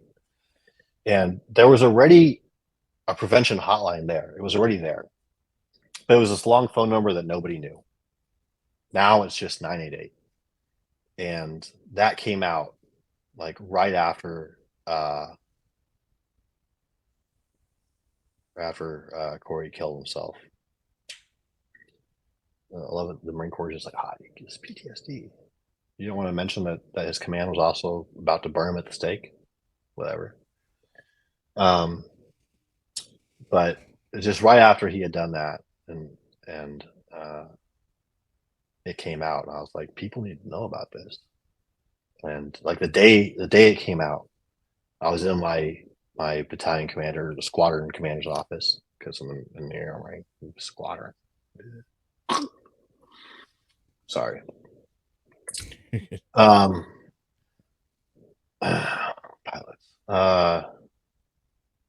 So I was like, hey, 988 goes live. He's like, what's that?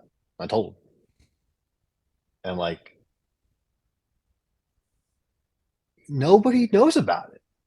So I just started pushing it really hard on TikTok because I already had a bit of a following there.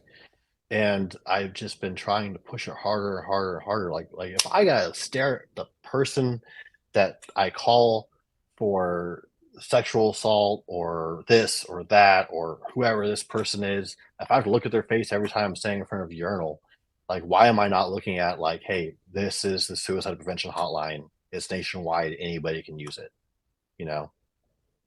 24/7. Like, why is it not being pushed? Why isn't it in every safety brief every weekend? So I've just been doing my best to make sure people know about it because it's a good resource. You can even text it and they go like, hey, if you're a veteran or active duty, here's another number. Click on this and text that, and you're going to get you're going to get directed to a more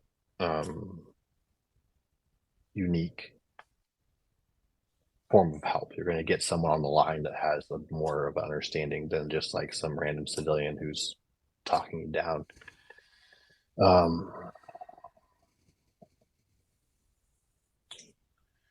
Yeah, so that's like the whole 988 is greater than 22. That's why there's WorldsokayestGunny.com and shirts and stickers and coffee mugs and whatever. And it's all based around creating an awareness of like, hey, look, like it's better to call and get help than it is to become a statistic. And 22 isn't even the real number. It's higher. Because if it's alcohol related, it's not suicide. A lot of different things, they don't classify it as suicide. So yeah, even like when guys do things and purposely kill themselves in car accidents and stuff like that. Yeah. So no, I'm just hanging tight and trying to stay positive in the hopes that someone somewhere turns it all around. But if they don't, my current wife, the woman I refer to as my wife, we've been together for a year. You know, we're not married in the eyes of the government, um, but she is a mental health specialist. She is a master's degree, Rutgers University, top of her class therapist, Perfect. and she keeps an eye on me, and she keeps me pretty level headed. I got meds now, which I mean, it's whatever. I'm really hoping that when I do retire, because I'm going to move to Washington State where I have family, and not just family, but Oh yeah, you're my gonna have way better my options. my sister's a Marine. You know, my every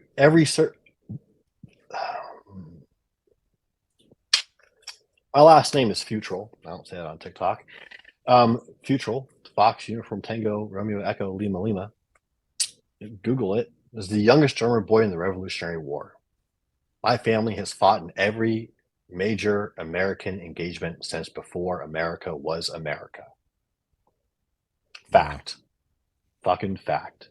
So I'm going to go home to Washington where a majority of my family is. And a lot of it's kind of scattered because some people, my family just were like, oh, I'm retiring from this base or that base. I'm just going to stay here and be a GS. But most of us are in Washington State. So I'm moving home to be around them because they are also service members. They are also OIF veterans.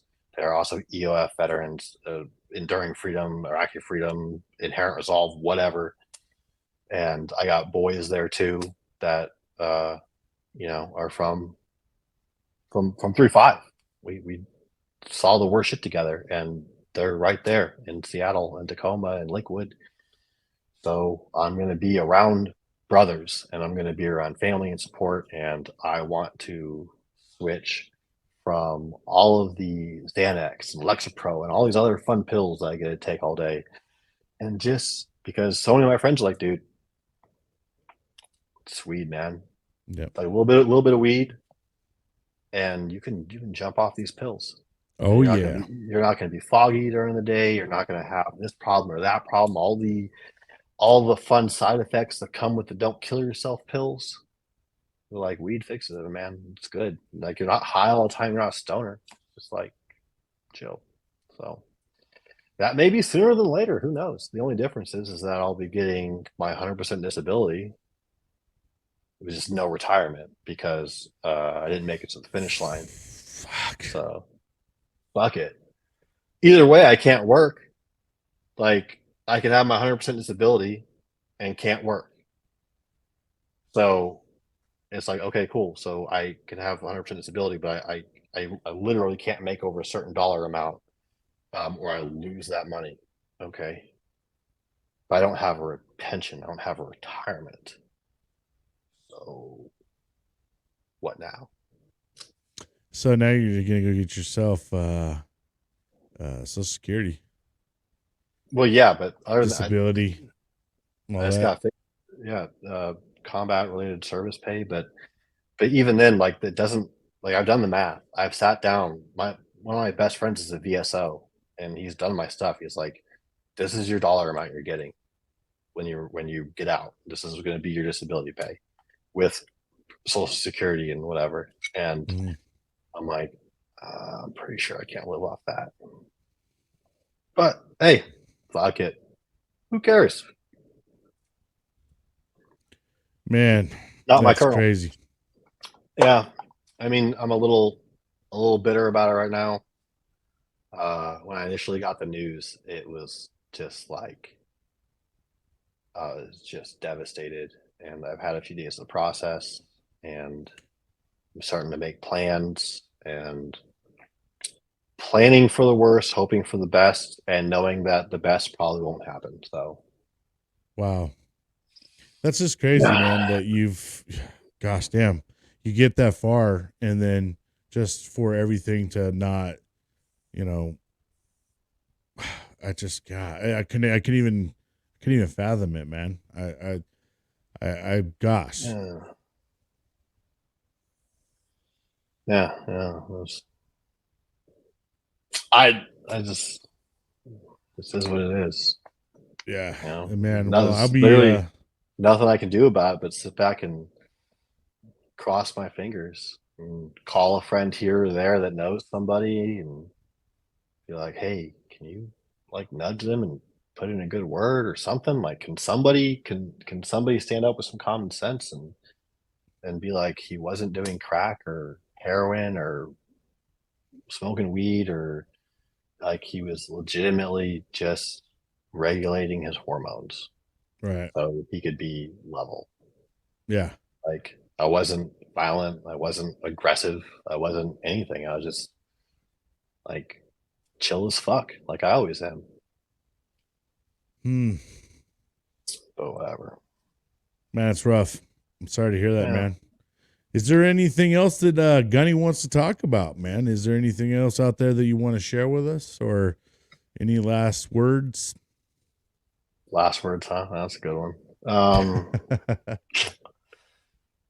Just make sure you're checking on your boys. Like, yeah, heard from him or her in a while. Check in on your battle buddies. Give them a call. Make sure they're doing okay. You know, sometimes you might have to get on an airplane and fly to Chicago and get your buddy and get Ed and get him out of a homeless shelter and take care of him. Who knows? Um, I'll do anything for my brothers. So check on them. Make sure they're good. Make sure your Marines know about your service members. Make sure everyone knows about 988. It's so simple that if there's in a spot and they don't have anyone to talk to, because a lot of people don't want to talk to anybody. Yeah. Like, do I want the shame of calling my friend and be like, I'm thinking about offing myself? No, I don't. I don't.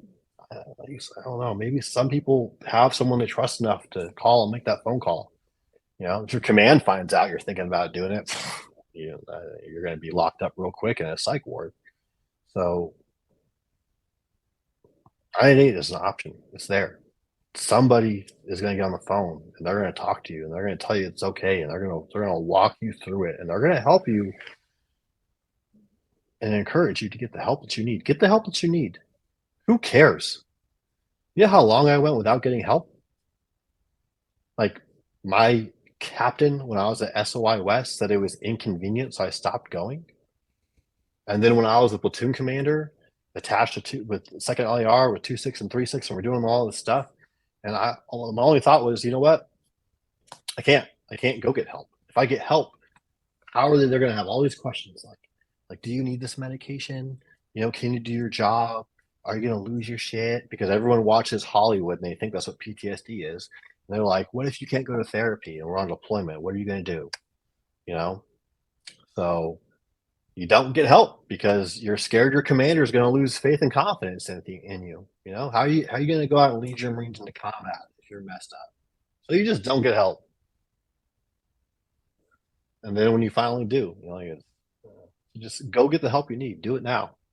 Yeah. Who cares? What other people think of you is none of your business. So, like, who cares?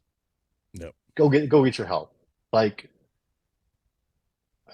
General Neller was the first commandant that got up, stood in front of a camera, stood on a stage, and like started talking about mental health.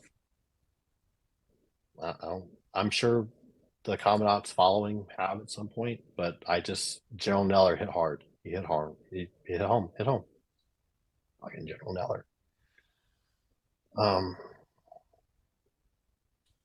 Go get the help you need.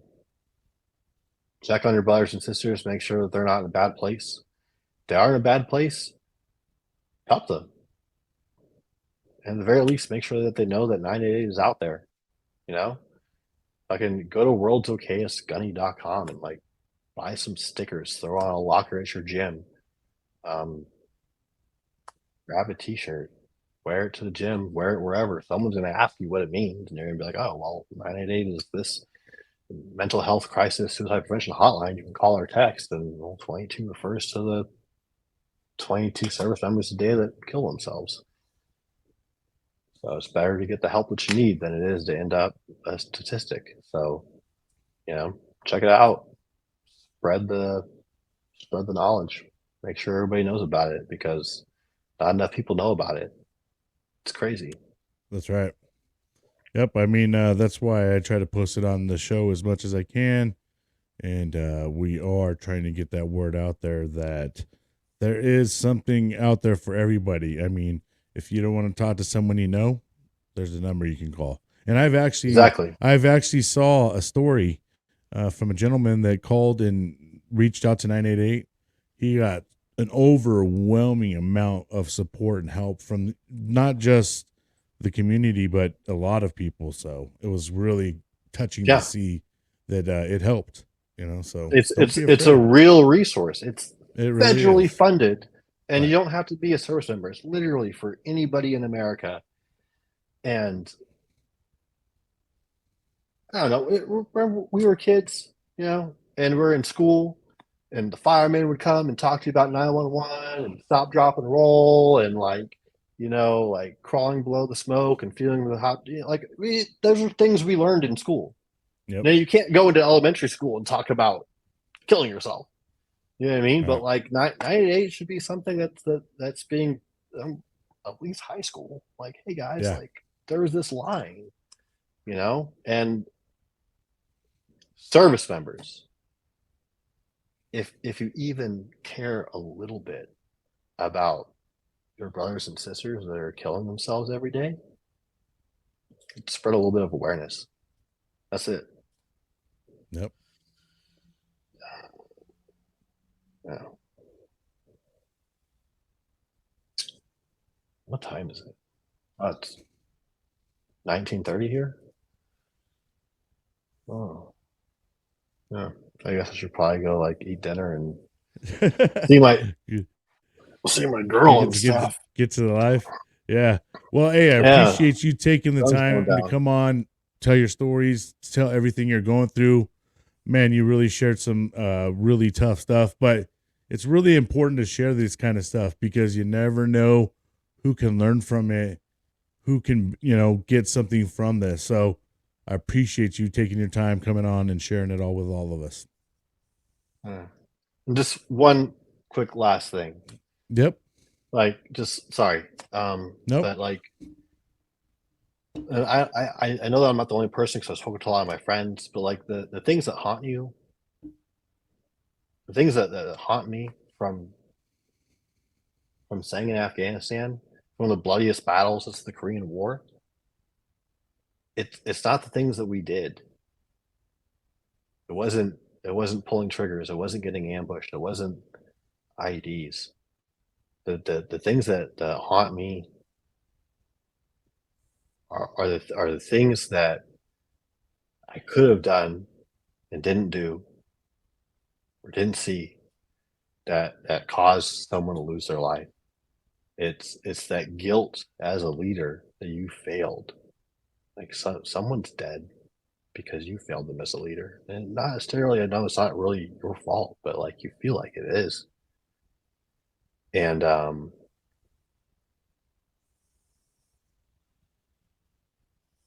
if you've never put a Marine in a body bag, you just don't understand. And just anniversary dates sneak up on you. You may not even realize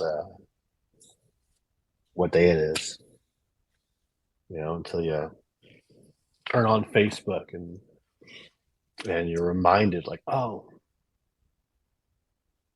Tani died today. Memorias died today. Wyatt died the day before his son was born. Actually, because of the time difference, he probably actually died around the same time his son was born. Can you imagine having to tell his wife that?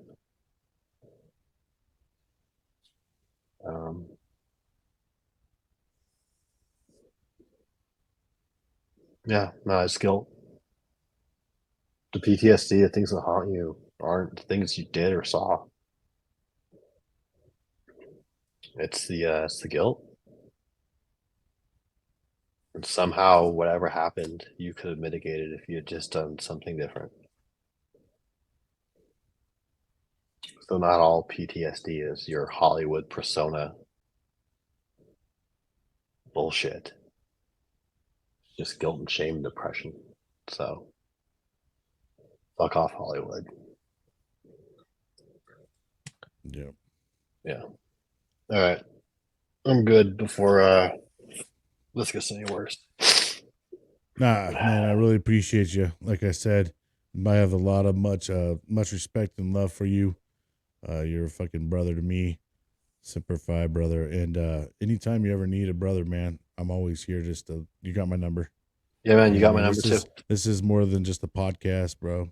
So it's a brothership too, man. And you know, I'm always here for you. So have a good one, brother. And thank you so much, Gunny. I appreciate you, man. And just hold tight and we'll make sure we got our recording. And all right. Fucking Semper Fi, brother. Kill. All right, friends and fam, that wraps up another great interview. If you guys have an opportunity, go check out WorldsokayestGunny. He is a great guy. You can find him on TikTok. He's got Facebook, and he's got a website going. Go out there, check out his stuff that he's got, and it's all going for a good cause. So please, check it out. And appreciate each and every one of you guys checking this out and watching each and every time. And, if you guys can like it, share it, that could help it out. Appreciate you guys so much. Until next time.